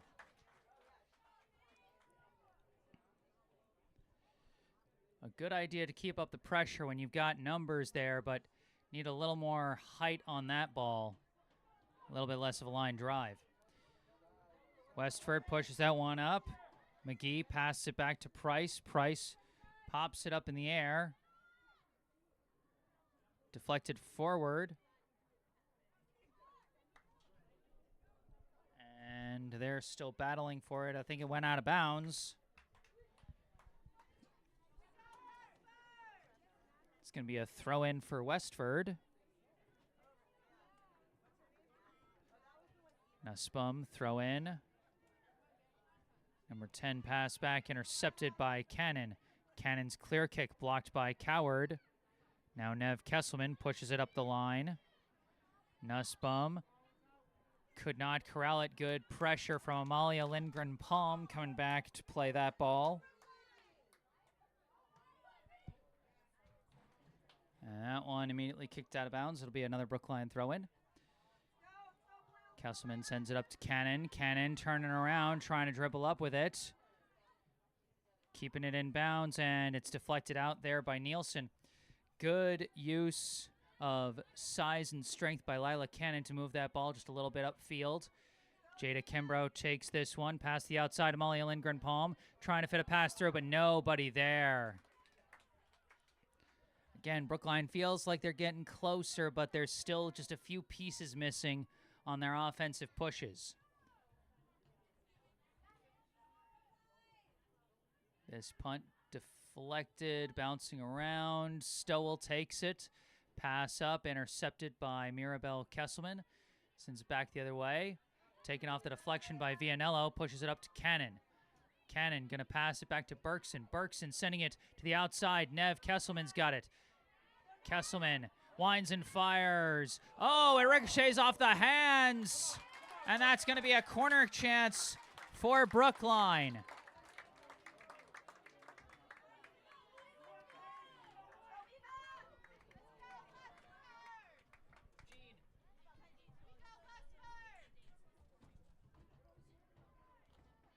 Corner kick coming up for Brookline. Could be a big chance here. This one comes in.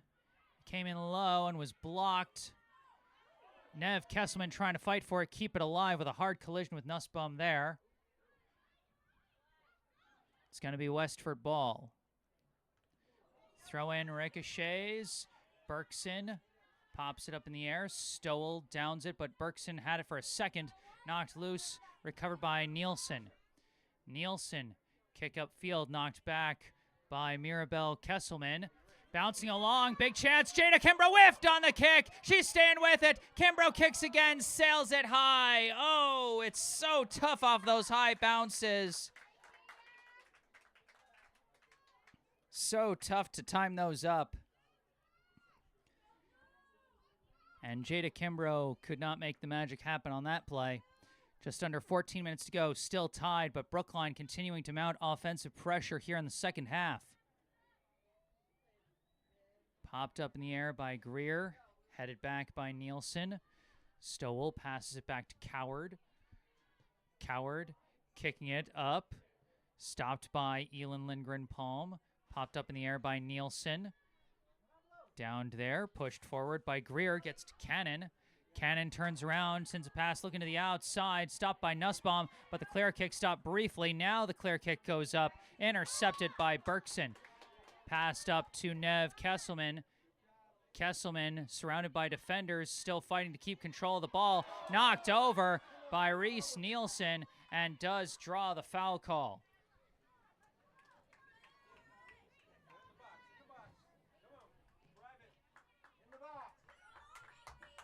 And it will be Eva Berkson lining up this free kick.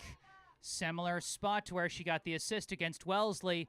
Lifts this one a lot shallower, though. It's kicked right back to her. Berkson sends a pass up. It's blocked by Nielsen. Nielsen kicks it away, gets it up to Evie Weber. Across to Stowell. Stowell sending it up, blocked by McGee. Greer passes it back to Mirabelle Kesselman. To the outside, looking for Vianello. She cannot chase it down. Out of bounds, Westford ball. Quick throw in. Back and forth this one goes. Pushed upfield. Battling for it, and Mirabelle Kesselman just boxing out. That ball refusing to go out of bounds. And so Kesselman kicks it off of Weber's foot and gets the favorable deflection.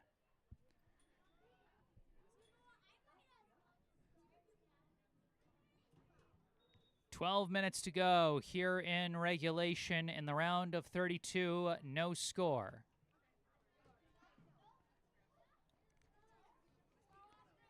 Some subs checking in on both sides.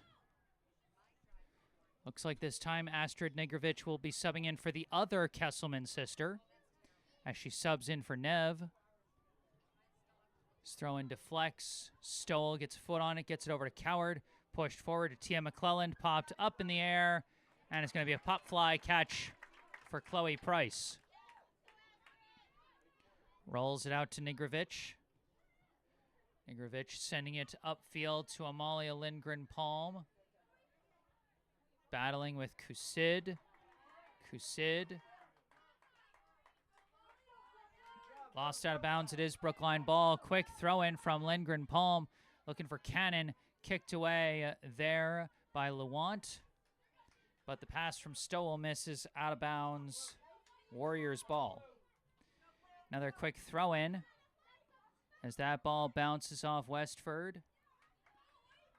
Another throw in off the head of Nussbaum over to Stowell. Stowell boots it upfield. It's a race to the ball. McClelland and McGee chasing after it. And a good slide tackle by Jamie McGee to knock that one out of bounds.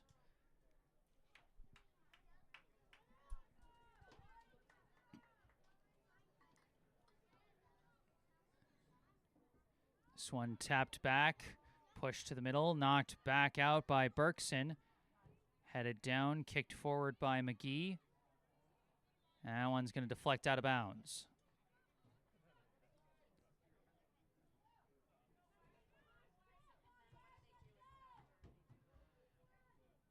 This throw-in, Cannon taps out to Amalia Lindgren-Palm. Knocked loose by Nielsen, but it goes back to McGee.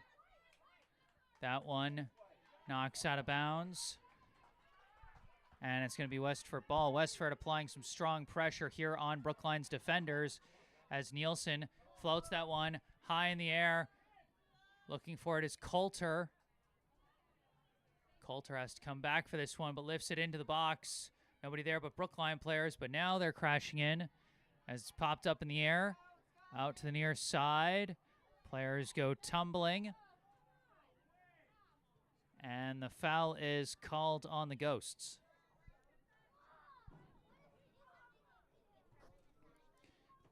Just 9 minutes to go.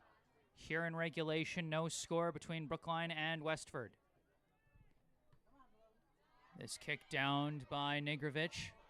Over to Greer.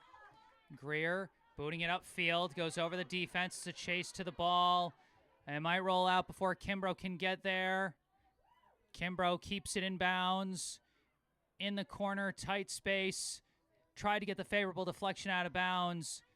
Couldn't quite do it, but it will be a throw-in for Brookline deep in Westford territory.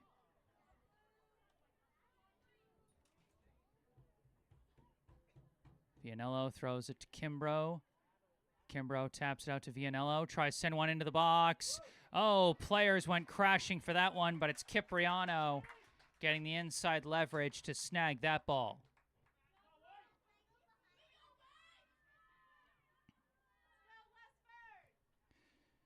This punt knocked down by Cannon. Popped up in the air. And it'll It'll go off McGee's foot out of bounds.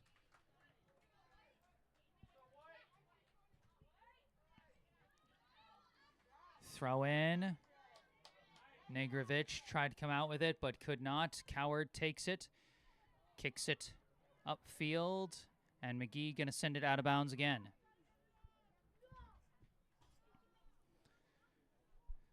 Throw in looking for Tia McClelland. A crosser kicked in, a kick, and that's knocked in. Addison Coulter off the assist from Tia McClelland. And the Westford Academy Ghosts will be first on the board here with 7.5 left to play.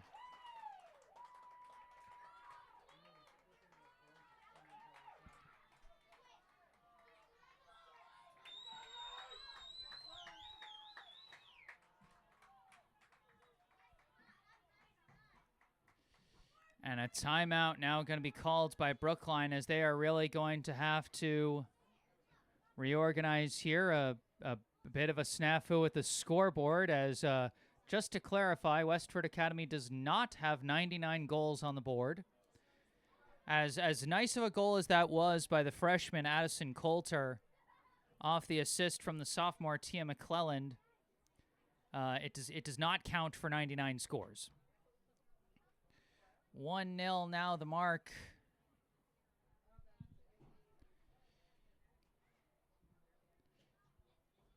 And now it's going to be gut check time for Brookline, as they are now playing from behind. In the live chat, Carly Gibson saying, "Let's go Berkson." And Eva Berkson could be one of those players that could potentially step up for Brookline here in crunch time. Berkson with 3 assists on the season, or no, 4 assists on the season and 4 for her career. 3 of those assists came in the last 2 games of the regular season.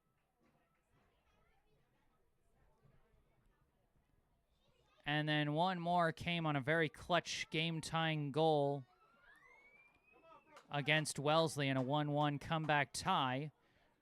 And Brookline would certainly like that here.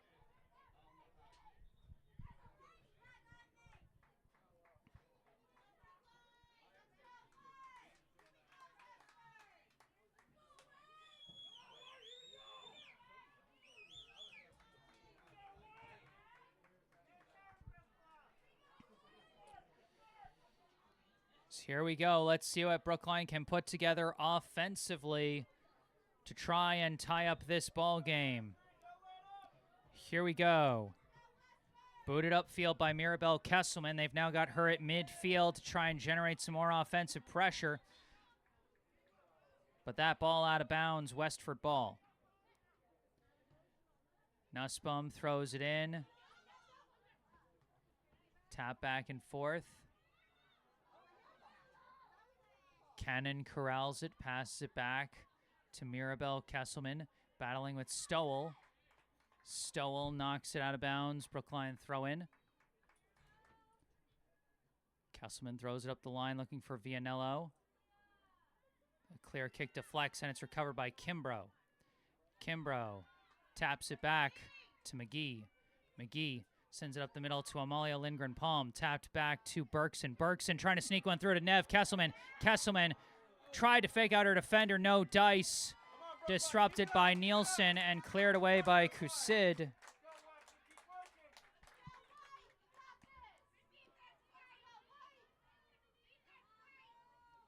Nev Kesselman throws into Kimbrough. Kimbrough barely got that kick away. It ricochets back to her. She tries to push it forward, and it's booted away there by Luant. Mirabelle Kesselman recovers this ball. Winds up and boots this one forward. Off the head of Amalia Lindgren-Palm. Off the head of Nussbaum to the outside. Nev Kesselman recovers it. Taps it forward, looking for Amalia Lindgren-Palm. Keeps it in bounds, but nobody there. But the pass intercepted. Nev Kesselman couldn't get enough on that kick as it rolls wide of the net out of bounds.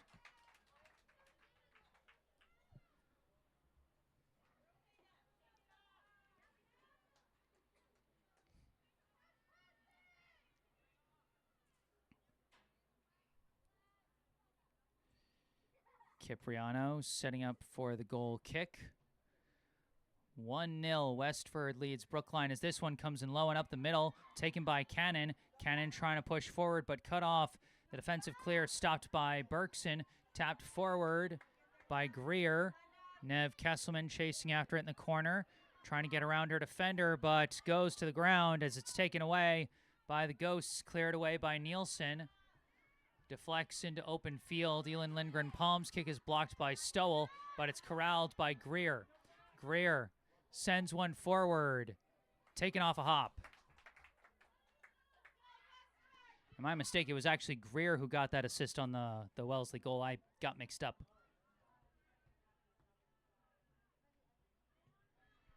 Cipriano punts this one.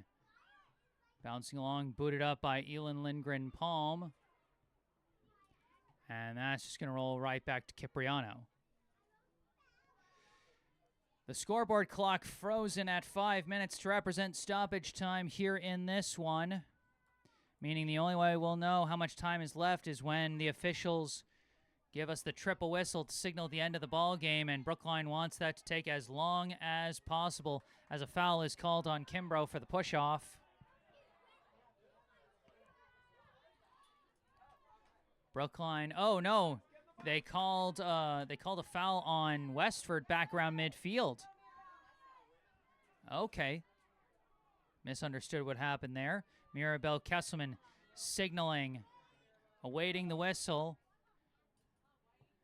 Kick flies in over everyone's heads and wide of the net, out of bounds.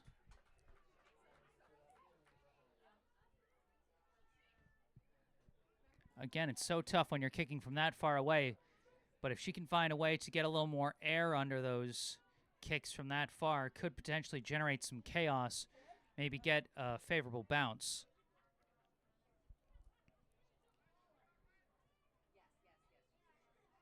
Cipriano, goal kick, flying to the near side, deflects out of bounds, and it'll be Westford ball.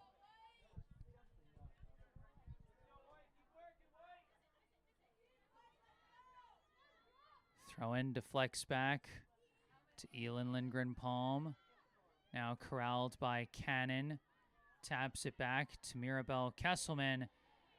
Collides, but it's taken back by Kesselman. Pass kind of misses there, but Berkson chases it down, gets to the outside to Nev Kesselman. Sends it forward to Kimbrough, knocked away by Kusid. Oriana Kusid has made a number of huge plays defensively for the Ghosts today. As Kimbrough takes that one, battling near the corner. Bit hard to see, as that's going to be out of bounds. Throw in for Brookline.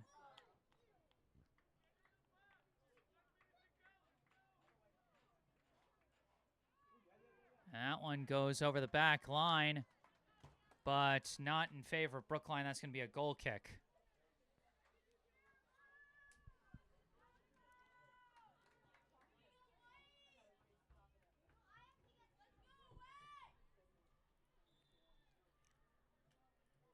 And a timeout. Looks like it has been called. Brookline trying to gear up for their last push to try and tie this one up.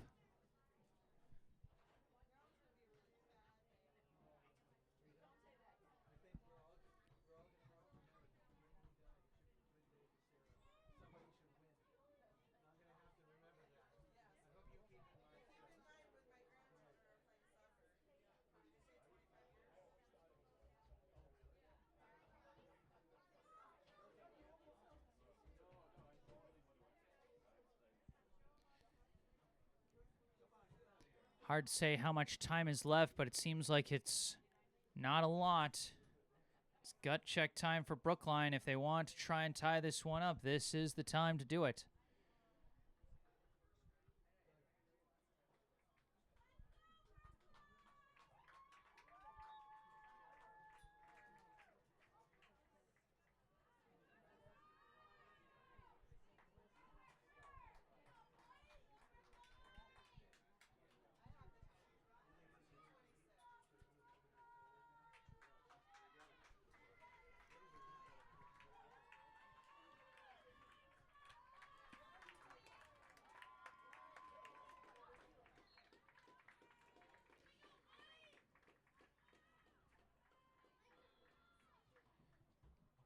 Here comes the goal kick out to the far side and immediately goes out of bounds. Brookline racing to get the throw in.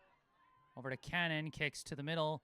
Stopped by Coward and kicked away. Coming up for it, Mirabel-Kesselman floats it into the box. Bouncing along and headed out the back line. And that is going to be a corner chance for Brookline. Christine.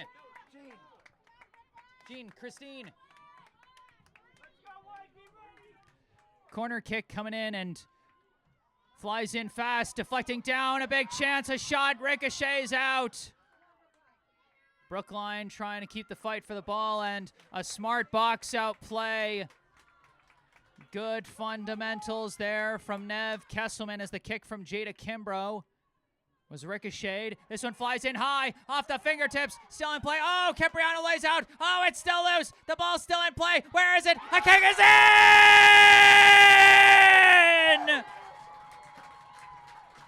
Mirabel-Kesselman keeps Brookline alive in the round of 32.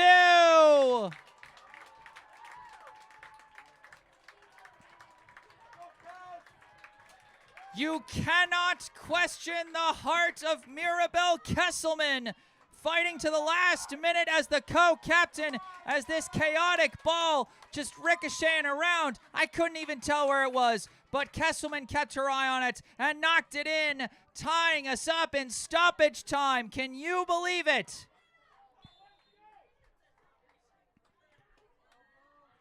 This ball popped up in the air. It is anyone's ball game here as Elin Lindgren Palm tries to clear it out, but it goes right to Weber. Shot comes in and it's saved by Price.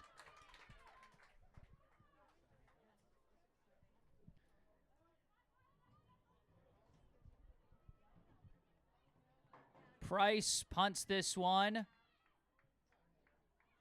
Bouncing along. Cannon boots it forward. Off to the races. Jada Kimbrough trying to dribble in. Kimbrough shot. Couldn't get enough on it. Almost a huge turnaround for Brookline, but Kimbrough couldn't get enough off of her left foot on that one. This one bouncing up in the air. Stowell pushes it. Tia McClelland chasing after the ball on the near side. Kicks one in, and it's an easy catch for Chloe Price.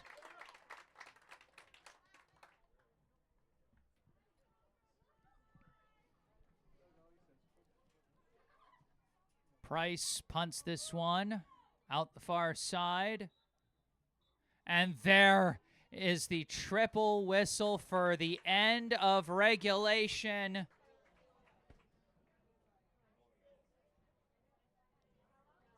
And fans, I've covered 3 Brookline High playoff games so far this fall. This is the second one to go into overtime.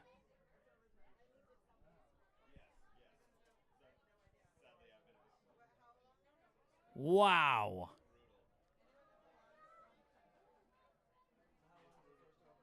And again, could anyone else have been the hero of regulation for Brookline other than Mirabel-Kesselman?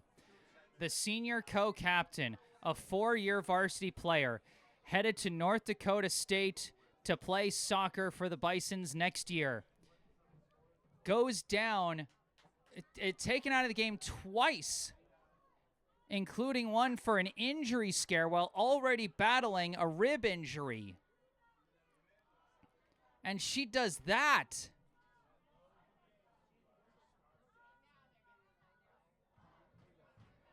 Just unbelievable.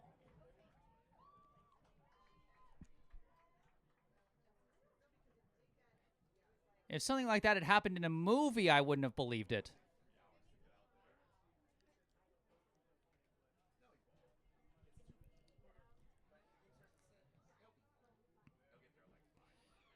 And the folks in the live chat cheering on the tying goal there, Carly Gibson and Yuli Burstein in the live chat. And we also see former Brookline freshman girls soccer coach Jillian Kelly tuning in to watch as well. And folks, you're getting a deal here as we're getting some free extra soccer.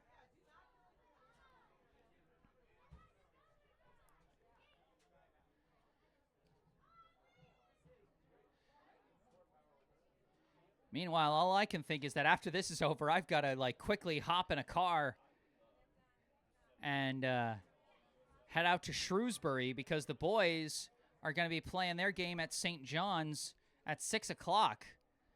So that game is a little over 3 hours away still in terms of its start time.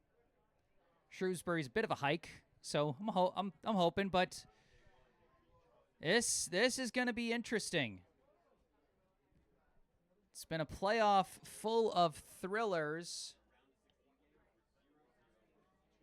for Brookline this fall. For those of you who tuned into my live stream last Saturday, you know that the field hockey team for the Warriors went into overtime against 10th seeded Hopkinton off a thrilling, gutsy performance from their goalkeeper, Anna Subin. Unfortunately for Brookline, they ended up on the losing side of that overtime contest. And then just yesterday, the Brookline High girls volleyball team was in trouble of being upset by number 9 Attleboro, as they were the 8th seed. So small upset, but still, as Brookline went up 2-0, lost the next 2 sets, had to go to a do-or-die 5th set before they could finally best Attleboro and punch their ticket to the round of 8. Got some notes in the live chat from Lucy Blanchard saying, watching and cheering from Maryland. Yay, Brookline, go Chloe. And from Carly Gibson, thanks for your service, Jesse. I love being able to watch and cheer them on from Los Angeles, California. Thank you all so much for tuning in. I really appreciate your kind words, and I love getting the chance to cover these games. And like I said before, I said this during halftime, donate to your local food pantry, donate to your local food bank, wherever it is that you call home, whether it be California, Maryland, or here in Massachusetts, or anywhere else in the country. There's folks in your community that need your help more than you know, especially right now with the suspension of SNAP benefits. So support your local food pantry today.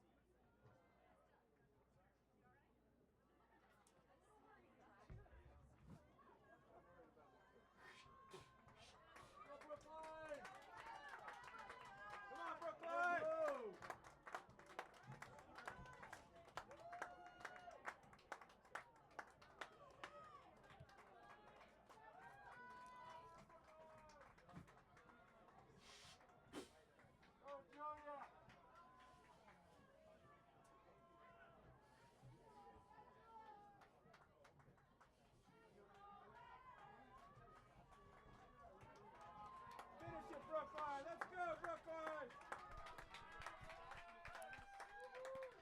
All right, here we go. 10 minutes on the clock for the first overtime period of this MIAA Division I round of 32 contest.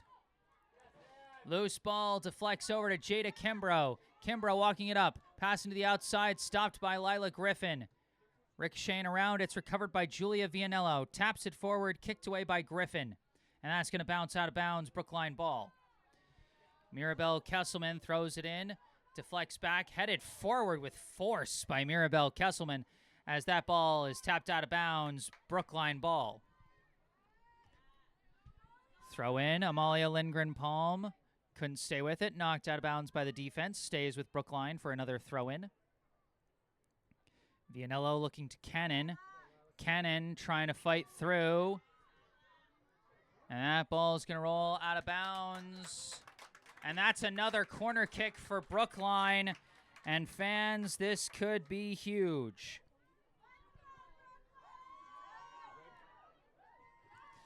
The corner kick coming in from Eva Berkson. Here we go. Flies in kind of low. Bouncing around. Still in the box there. Chaos. And it's cleared out by Westford. That ball is going to roll out of bounds. It'll be another throw-in for Brookline.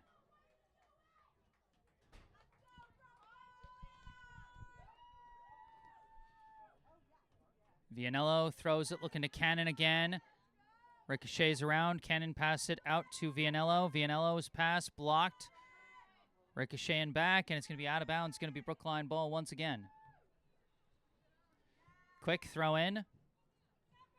Now a hard clear out from Weber. Sliced off the foot of Elin Lindgren-Palm. McGee corrals it, but fighting for it is Tia McClelland. Pass to the middle to Elena Stoll. Stoll escapes a couple defenders, now kicks one forward. No offsides. Reese Nielsen, a shot and a save by Chloe Price. Any offensive push could be the last play of this game here in a sudden death overtime period. Price punts this one. Pushed up, Stoll. Now it's going to be chased down by McGee. And it looks like she's just going to let it roll out of bounds and throw it in.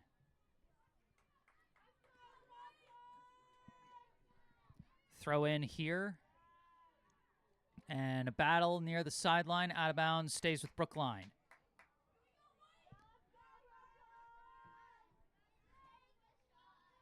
Throw in is just missed by Brookline, and it will go to Westford.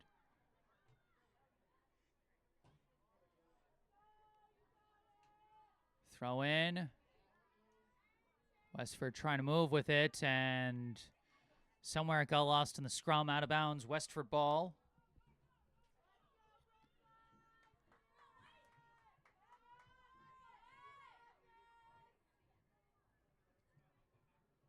Here's the throw-in. Stowell locked up with Berkson. McGee in to assist. Stowell recovers, passes back, fighting through. Big chance here. An extra pass. One pass too many as Vianello clears that one out.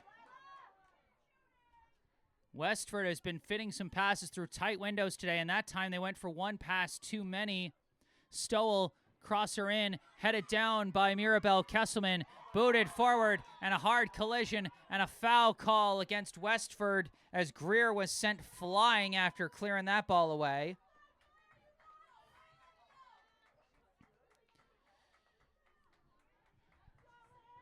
Mirabelle Kesselman setting up for the free kick. Goes for a low pass out to the far side to Jamie McGee. McGee walking it up. Now kicks it up.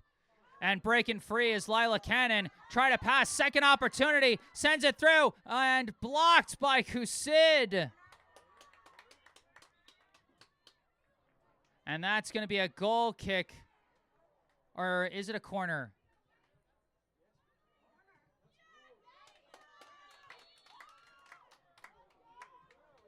And it is a goal kick. And fans, I'm going to tell you, I think that was the right call. That was just a really good play by Oriana Kusid, getting back on defense. And she managed to get that deflected off of Amalia Lindgren-Palm, who was trying to chase down that ball. Big play from the Westford defense there. They flip the field here. Elin Lindgren-Palm passes it back to Chloe Price. Back out to Lindgren-Palm. Boots it up the line, misses out of bounds.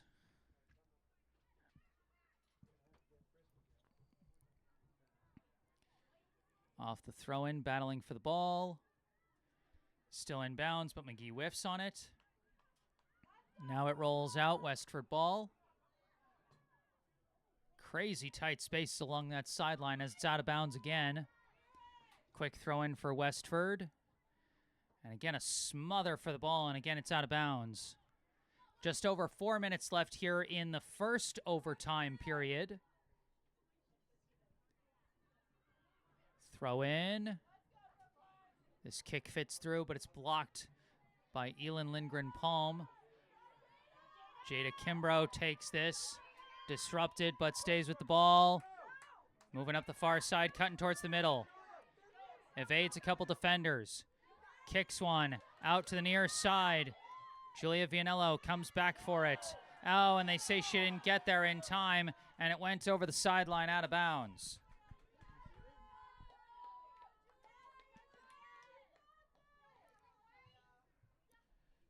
Griffin, the throw-in, headed away by Amalia Lindgren-Palm.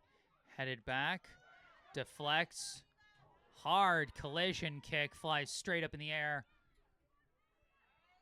Now pushed forward by Tia McClelland. Elin Lindgren-Palm going back for it, kicks it to the outside, and that's going to bounce out of bounds.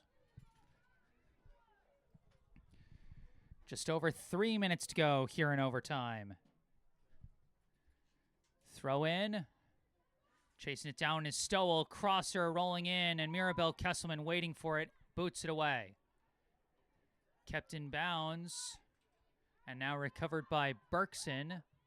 Pass blocked by Coward, but Cannon comes back for it. Gets it back to Berkson. Up the far side, but the kick blocked again. Coward recovers, sends it forward. Nobody there. Picked up by Price.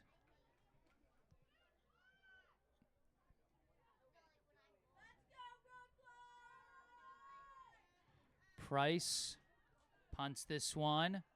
Oh, deflects to Cannon. Cannon dribbling, collides hard with Mia Weber, and she gets the ball away to Stowell. Stowell sends it upfield. Out of bounds, Brookline ball. Long throw in. Vianello sends it further up. Blocked there by Lewant. And a hard kick from Coward out of bounds. Clock frozen at 2 minutes to represent stoppage time here in overtime. Jada Kimbrough's kick blocked there by Griffin. Tapped away by Weber. Recovered by Vianello. Back to Weber again. Weber sends it upfield. Deflects over to Mirabel Kesselman. Pops it to the outside. Kicked right back. Headed down by Elin Lindgren-Palm. Pushed forward by Coward again. Elin going back for it. Manages to tap it over to McGee. McGee sending it up the line. Pass complete to Nev Kesselman. And now booted upfield by Berkson. Booted out of bounds by Lewant. Throw in for Brookline. Nev Kesselman throw in to Cannon. Cannon fends off a couple defenders, gets the pass back to Kesselman. Kesselman tried to send one forward, but nobody there. Booted away by Lewant. Headed down by Elin Lindgren-Palm. Coward slices that one across midfield. Mirabel Kesselman comes out for it. Tangled up with Dava McClelland, and it's knocked out of bounds.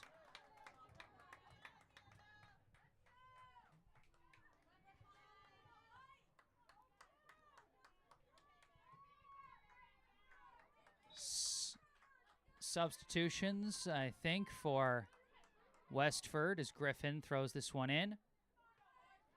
That one deflects out of bounds off the foot of Greer.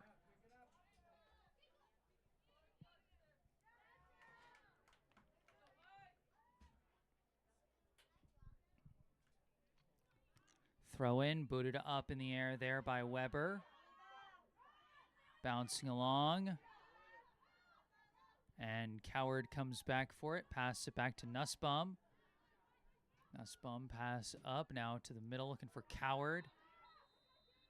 And there is the double whistle for the end of the first overtime period. Fans, we are going to double overtime.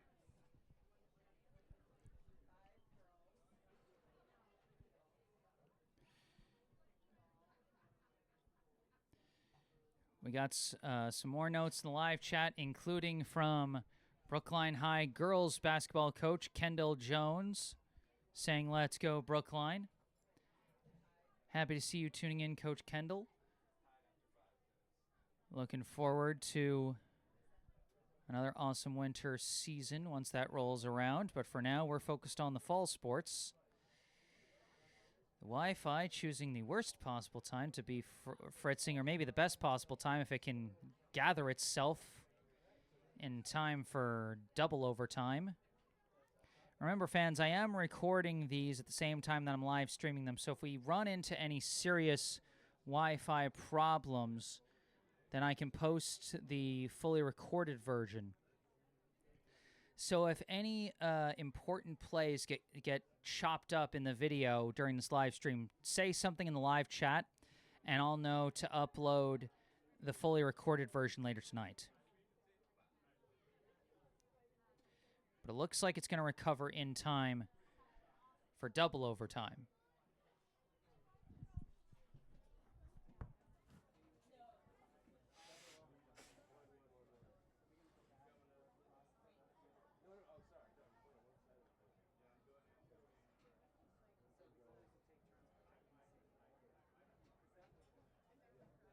Yeah, too much running.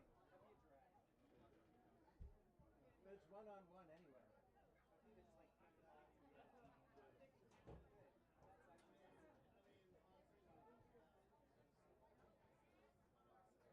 This guy's committed. See this guy with all the blue hair?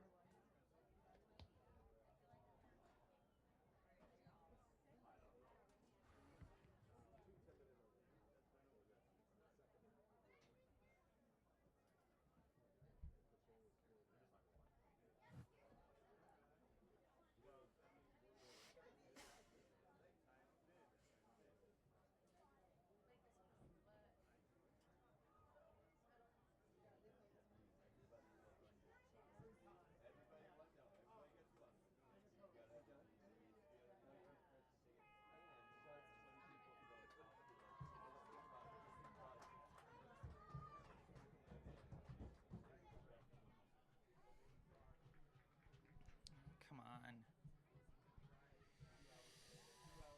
Okay, the Wi-Fi's still on the fritz a bit, which I'm not happy about, but there's not much I can do about it at this stage other than just hope it stabilizes.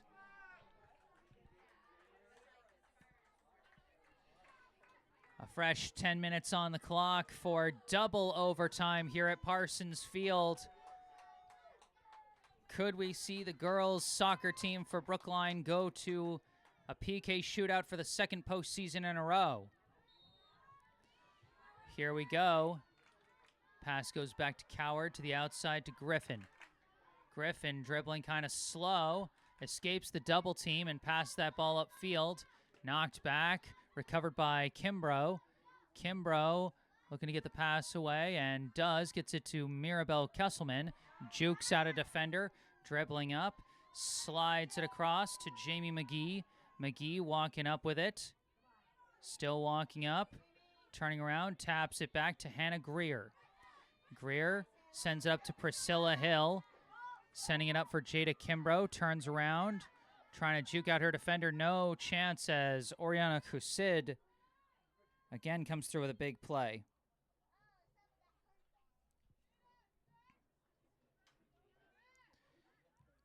Oh, and it looks like we got a player down. I think it's Jada Kimbrough down possibly with cramps. Surprisingly warm, sunny day out here in Brookline in early November. Looks like Kimbrough is back up and is ready to keep going.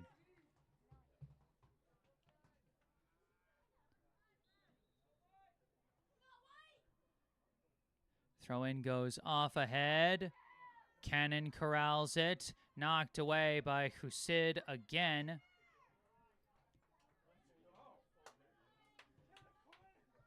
Not quite a corner kick, but a throw-in as that one goes off ahead. It'll be another throw-in.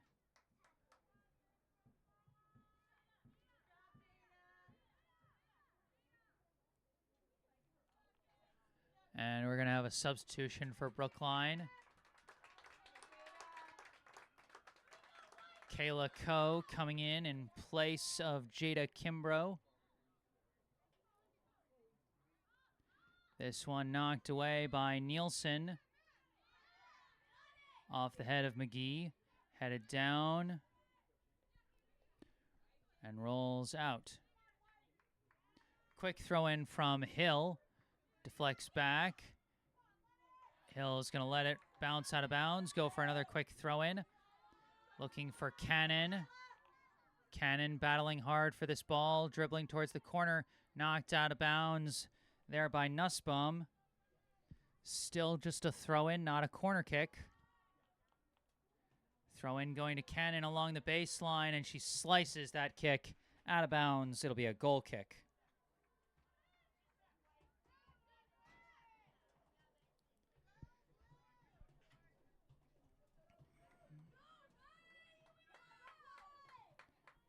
Cipriano with the goal kick.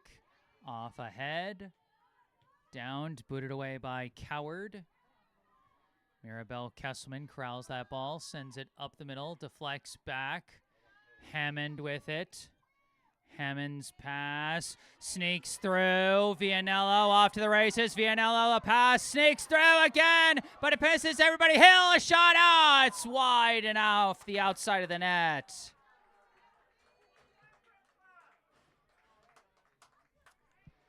Oh, that one looked like it was going to be it, but the crosser pass from Julia Vianello was behind the two strikers coming into the net, and well, Hill was able to trail behind to come out and shoot it. Didn't have a great angle there, and it flies out of bounds.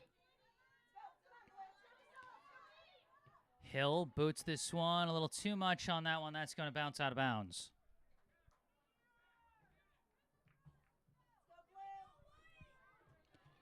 As you can see from this camera angle, we've got a capacity crowd out here at Parsons Field watching this one. Throw in for Westford. Battling for it. Ricochets. Still battling, and it's kicked away. Out of bounds, Brookline ball. Lila Cannon and Kaylee Coe were both fighting for that one. As this throw-in goes to Cannon. Cannon sending it forward for Coe. Knocked away by Kusid. And it's going to be Westford ball. Kusid once again gets the favorable deflection there.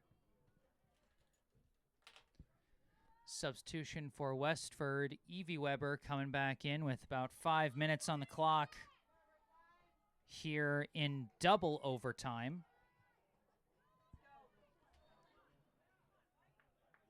Now we got a whistle blown. I think they called a foul on Westford, and this could be a big chance for Brookline.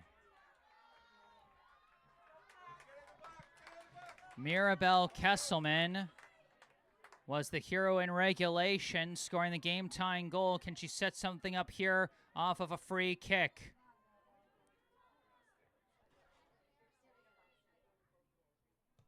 Kick flies in, players crashing in, deflects down and away from everybody, but Brookline corrals it, pass back. Hannah Greer launches one high. Brookline attacking the game here in double OT, trying to punch their ticket to the round of 16. This ball bouncing along, kicked forward by Greer, kicked right back. Now it's Nielsen booting it upfield, but no one there to really chase after it, and it's an easy pickup for Chloe Price. Price punts this one. Deflects down. McGee. Pass up, knocked away. Recovered by Elin Lindgren-Palm, sends it up to her sister Amalia.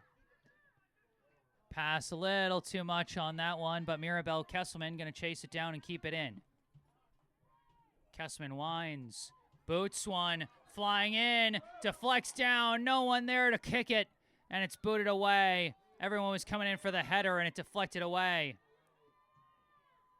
This kick knocked down, cleared away. Headed forward by Mirabel Kesselman, headed back there by Stowell. And kicking it upfield was Mia Weber. Kesselman got away with a grab of the arm there as Elin Lindgren-Palm kicks that one out of bounds.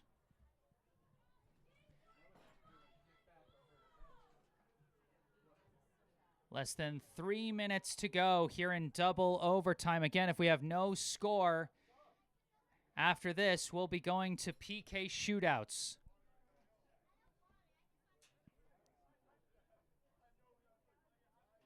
Throw in. Kicked away there by Vianello. Up to Cannon. Cannon whiffed on that kick there, and it's taken away by Coward. Coward's pass up. Another pass. Mia Weber tapping across. Knocked away by Mirabel Kesselman. Out to Priscilla Hill. Hill going to boot this one upfield. Amalia Lindgren-Palm giving chase. Corrals the ball, battling with Griffin, spins off her. Stopped there by Luant. Lawant's clear kick ricochets back, and Lindgren Palm takes it again. Lindgren Palm still battling on the far side, knocked out of bounds. And it will be Brookline ball as a substitution comes in for the Warriors. Jada Kimbrough back in, replacing Kaylee Coe. Clock frozen at 2 minutes for stoppage time here in double OT. As that one out of bounds. Very close to a corner kick, but not quite. Throw in. Amalia Lindgren Palm. Looking around, taps out. Vianello. I think she got the favorable deflection. She did. Julia Vianello successfully draws the corner kick. And here in stoppage time in double OT, this could be the last best chance for Brookline to try and end this before a shootout. Hannah Greer will be sending in this corner kick.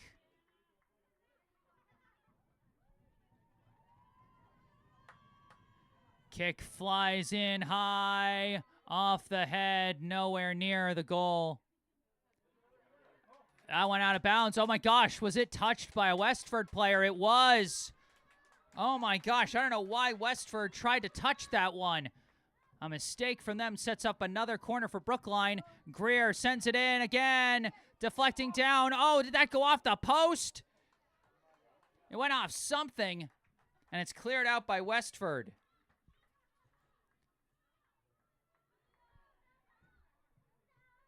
Now Westford pushing this ball away from their own end. Headed forward. One defender back for Brookline, and McGee does get it up to Paige Hammond. Hammond dribbling, sends a pass forward, rolling through. Lila Cannon looking, battling, kicked away. Coming up for it is Hammond, but it's knocked away again by the Ghosts. Recovered now by Greer. Pass up, the clear kick deflected. And out of it comes Paige Hammond. Lifts one up in the air. And it's going to be taken off one hop by Cipriano.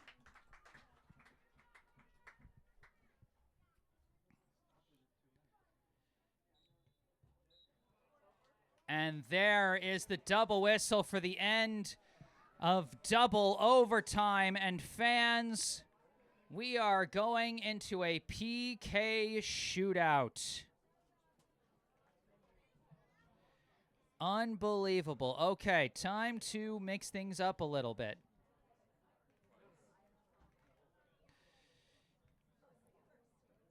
All right, so I'm shutting off the scoreboard cam because we no longer need to know how much time is left. What I'm going to do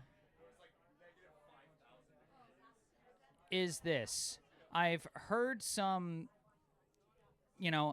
I don't know what you guys prefer in terms of signals for, goal versus no goal here. Hold on, let me first set up a proper camera angle. 1 second, fans.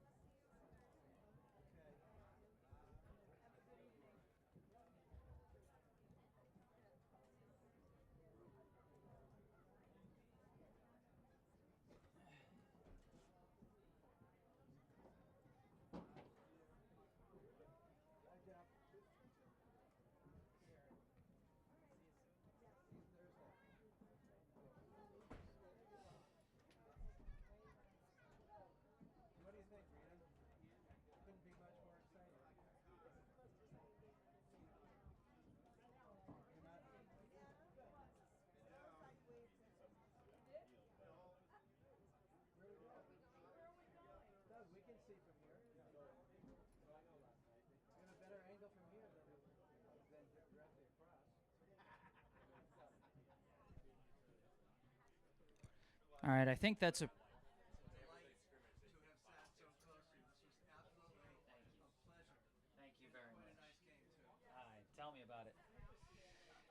All right, I think we got a good angle for our shootout here, fans. We're going to leave it locked in this position. That should be good. All right, and okay, what we're going to do is this. I don't know how it's normally signaled in, regular, pro soccer or anything like that, but the way I signal goals and non-goals in PK shootouts is I signal an O for a goal and an X for a no goal. My rationale being that, when you're putting the X's and O's, drawing up a play in American football, O is for offense, X is for defense.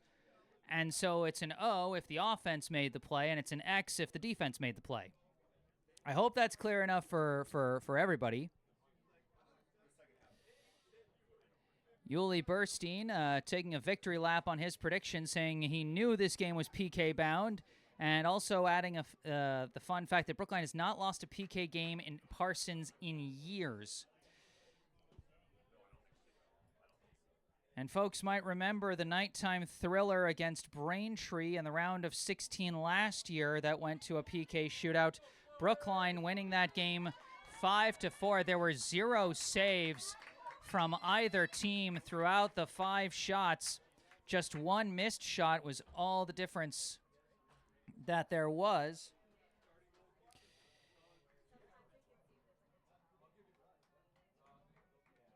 And again, I really, really hope that the Wi-Fi stays strong throughout this one.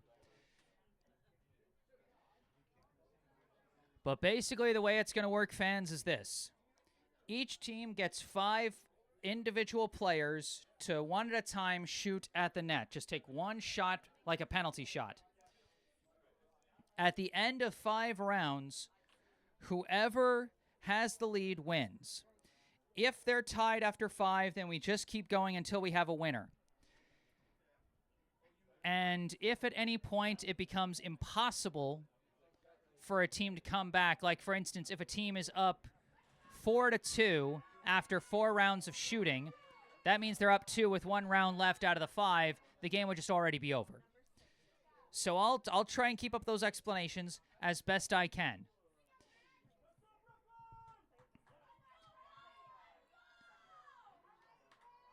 All right, looks like Brookline is going to be shooting first, and it looks like their first shooter will be the senior co-captain, Elin Lindgren-Palm.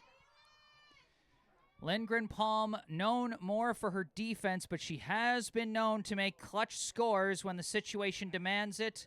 Got that game-tying goal against Wellesley this year, scored her first career varsity goal in that Braintree game last year in the playoffs. So we'll see what she can do here against the Westford keeper, Olivia Cipriano.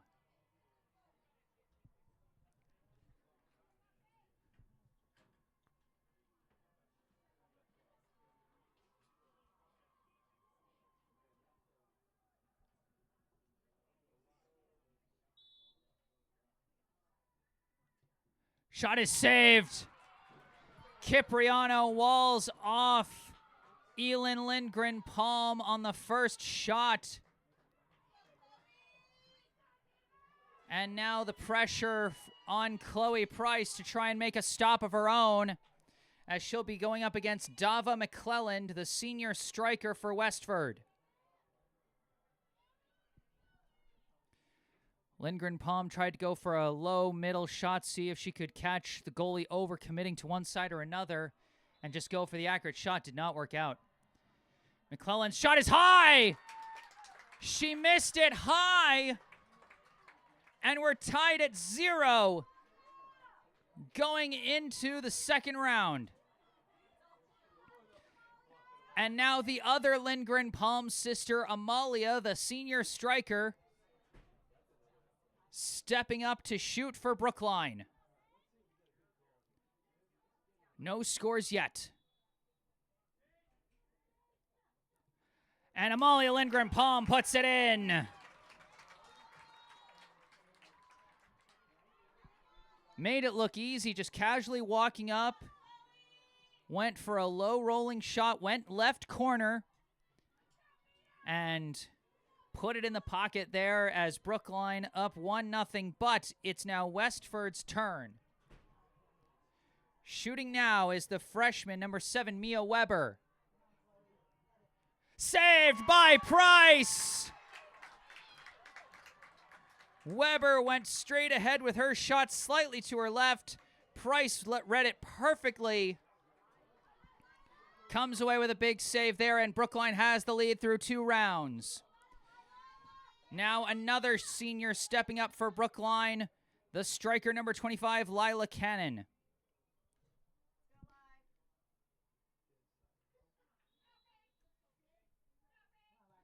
Shot is saved by Cipriano. Cannon went to the right, and no dice there, and it's still a 1-0 score, and Westford can tie it up here. It'll be the senior co-captain, Eleni Stowell, taking the next shot for Westford.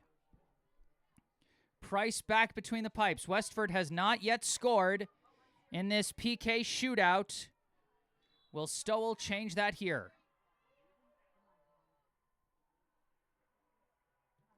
Oh, faked out Price that time, and we're tied at 1.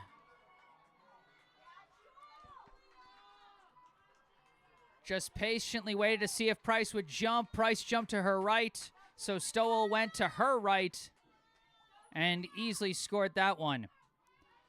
Now for Brookline, the senior co-captain and wing midi, Julia Vianello, to try and give Brookline back the lead at the top half of this 4th round.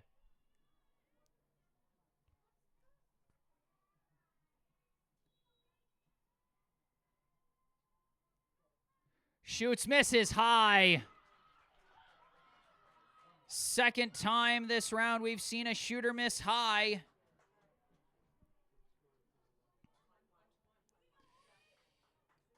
And now Westford has a chance to take the lead. It'll be number 3, Oriana Kusid, the sophomore center back.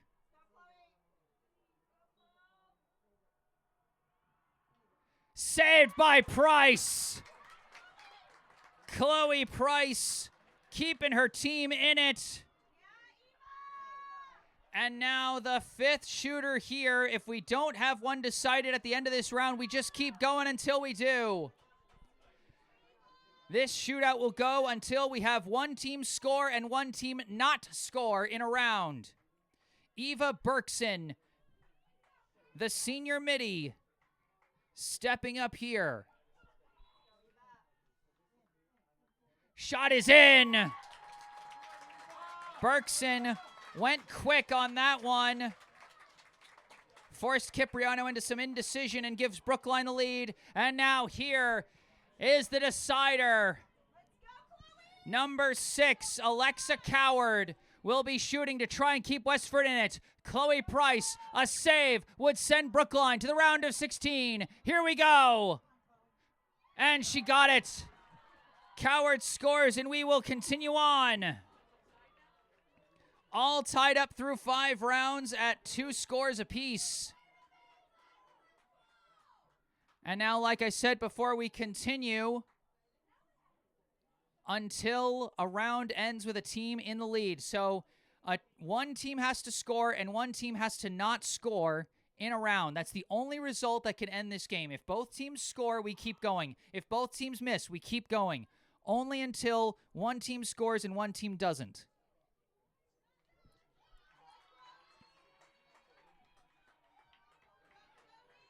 They're going to send the goalie out to shoot. It'll be Chloe Price taking the next one herself for Brookline.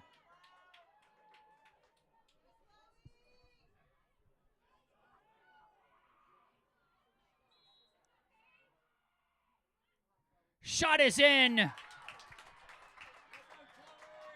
Chloe Price gets it done with her foot. Can she get it done with her hands and end this? It'll be Tia McClelland, the sophomore striker, shooting here. If Chloe Price stops her, then Brookline wins. Oh, it's in. Price did reach out her hand to the correct side, but not enough. Was hesitant in going in that direction and could not stop the shot. We are still tied. Next up, shooting for Brookline will be Jada Kimbrough.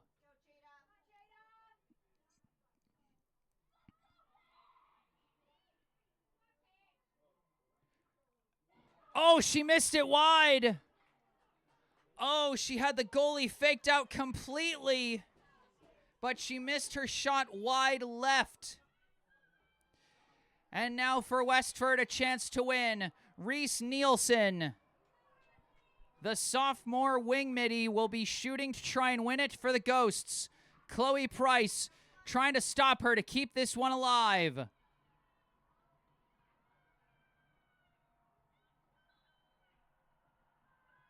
And that's in. And that's your ball game. The Westford Academy Ghosts come away with the upset win in the PK shootout. That is your final. The final score, Westford 2, Brookline 1.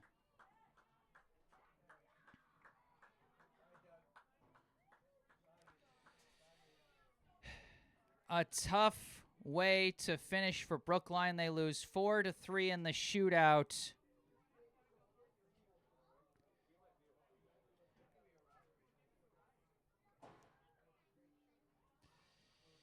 And unfortunately, that is how the season is going to end for Brookline.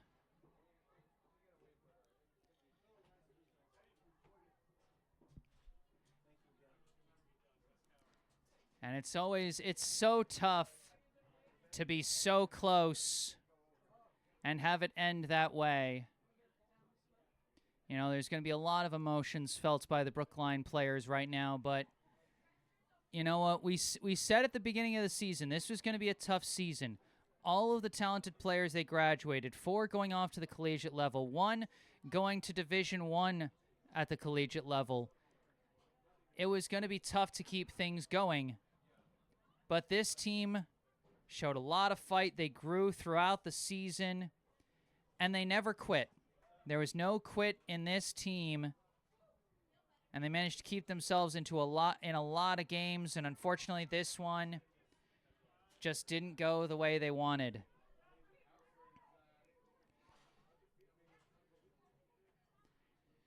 So that is going to do it for this game and for this season for the Brookline High girls soccer team. And I just want to take a moment to just thank the Brookline High girls soccer team, head coach Ben Peters, the friends of BHS Soccer Booster Club, all the parents that chipped in to book me for games and have me out here. It's always a pleasure year in and year out to get to cover this team, and I am grateful to once again have been given the opportunity this season. It's been so much fun to cover this team as always.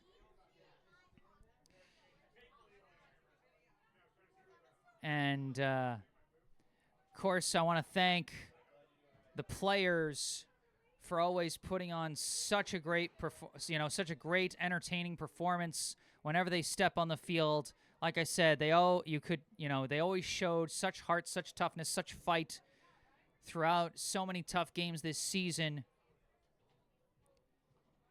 And it's unfortunate it ends here, but just remember the ride. Take pride in the fact that you fought to the end and be grateful for the ride. And finally, I want to give a final shout out and send off to the senior class of 2026. Lila Cannon, Eva Berkson, Priscilla Hill, Jada Kimbrough, Amalia Lindgren-Palm, and co-captains Elin Lindgren-Palm, Julia Vianello, and Mirabelle Kesselman. You know, a number of these players I've covered for a number of years now, some of them even going back to their time at JV. It's been such a pleasure to watch them grow throughout their careers. Wishing the best to all of them in the, in the next seasons to come. Some of them I'm going to be covering in the winter. I know I'll be covering Jada Kimbrough on the basketball court come the winter season. You know, some of them I might see again in the spring for lacrosse, perhaps. Or maybe even rugby or what have you. And, of course, best wishes to Mirabelle Kesselman as she prepares to go on to a collegiate soccer career at North Dakota State University as she ends her career with one last clutch goal. We'll take one last look at the replay of that one just in celebration of Mirabelle and her class of 2026 classmates. Like I said, they fought to the end. You cannot question that. And that's one thing you can say about Mirabelle Kesselman that I said multiple times that I think you can also say about this class of 2026 in general. You cannot question their toughness. You cannot question their heart. And it's on that note that I'm going to wrap up this broadcast. I am Jesse Mayfield-Sheehan. Remember, if you enjoyed this broadcast, be sure to hit that like button and subscribe to the channel. Thank you to all those who brought the good vibes in the live chat here today. If there's anything you'd like to say after the live stream is concluded, you can say it in the comment section down below. Be sure to check out those helpful links in the description section down below. The link to the official Venmo account of the Friends of BHS Soccer Booster Club. The link and phone number for our local charity spotlight, the Brookline Food Pantry. And some links related to me. My personal website, jessesports.com, where you can find out more about me, the freelance sports broadcasting services that I provide to various teams, and how you can commission those services for your favorite team. You can also skip past all that and just email me directly with any questions, requests, or comments that you may have. And I'll be posting, highlights from this game later tonight on this YouTube channel, tonight or tomorrow. And I'll also be posting them on my social media on Instagram and Facebook. And if you'd like to follow me on social media, you can see the URLs in the bottom right corner of your screen and the links in the description section down below. Westford 2, Brookline 1, Westford winning 4-3 in the shootout from Parsons Field in Brookline, Massachusetts. I am Jesse Mayfield-Sheehan. Thank you all for watching. Thanks for a great season, Brookline High Girls Soccer.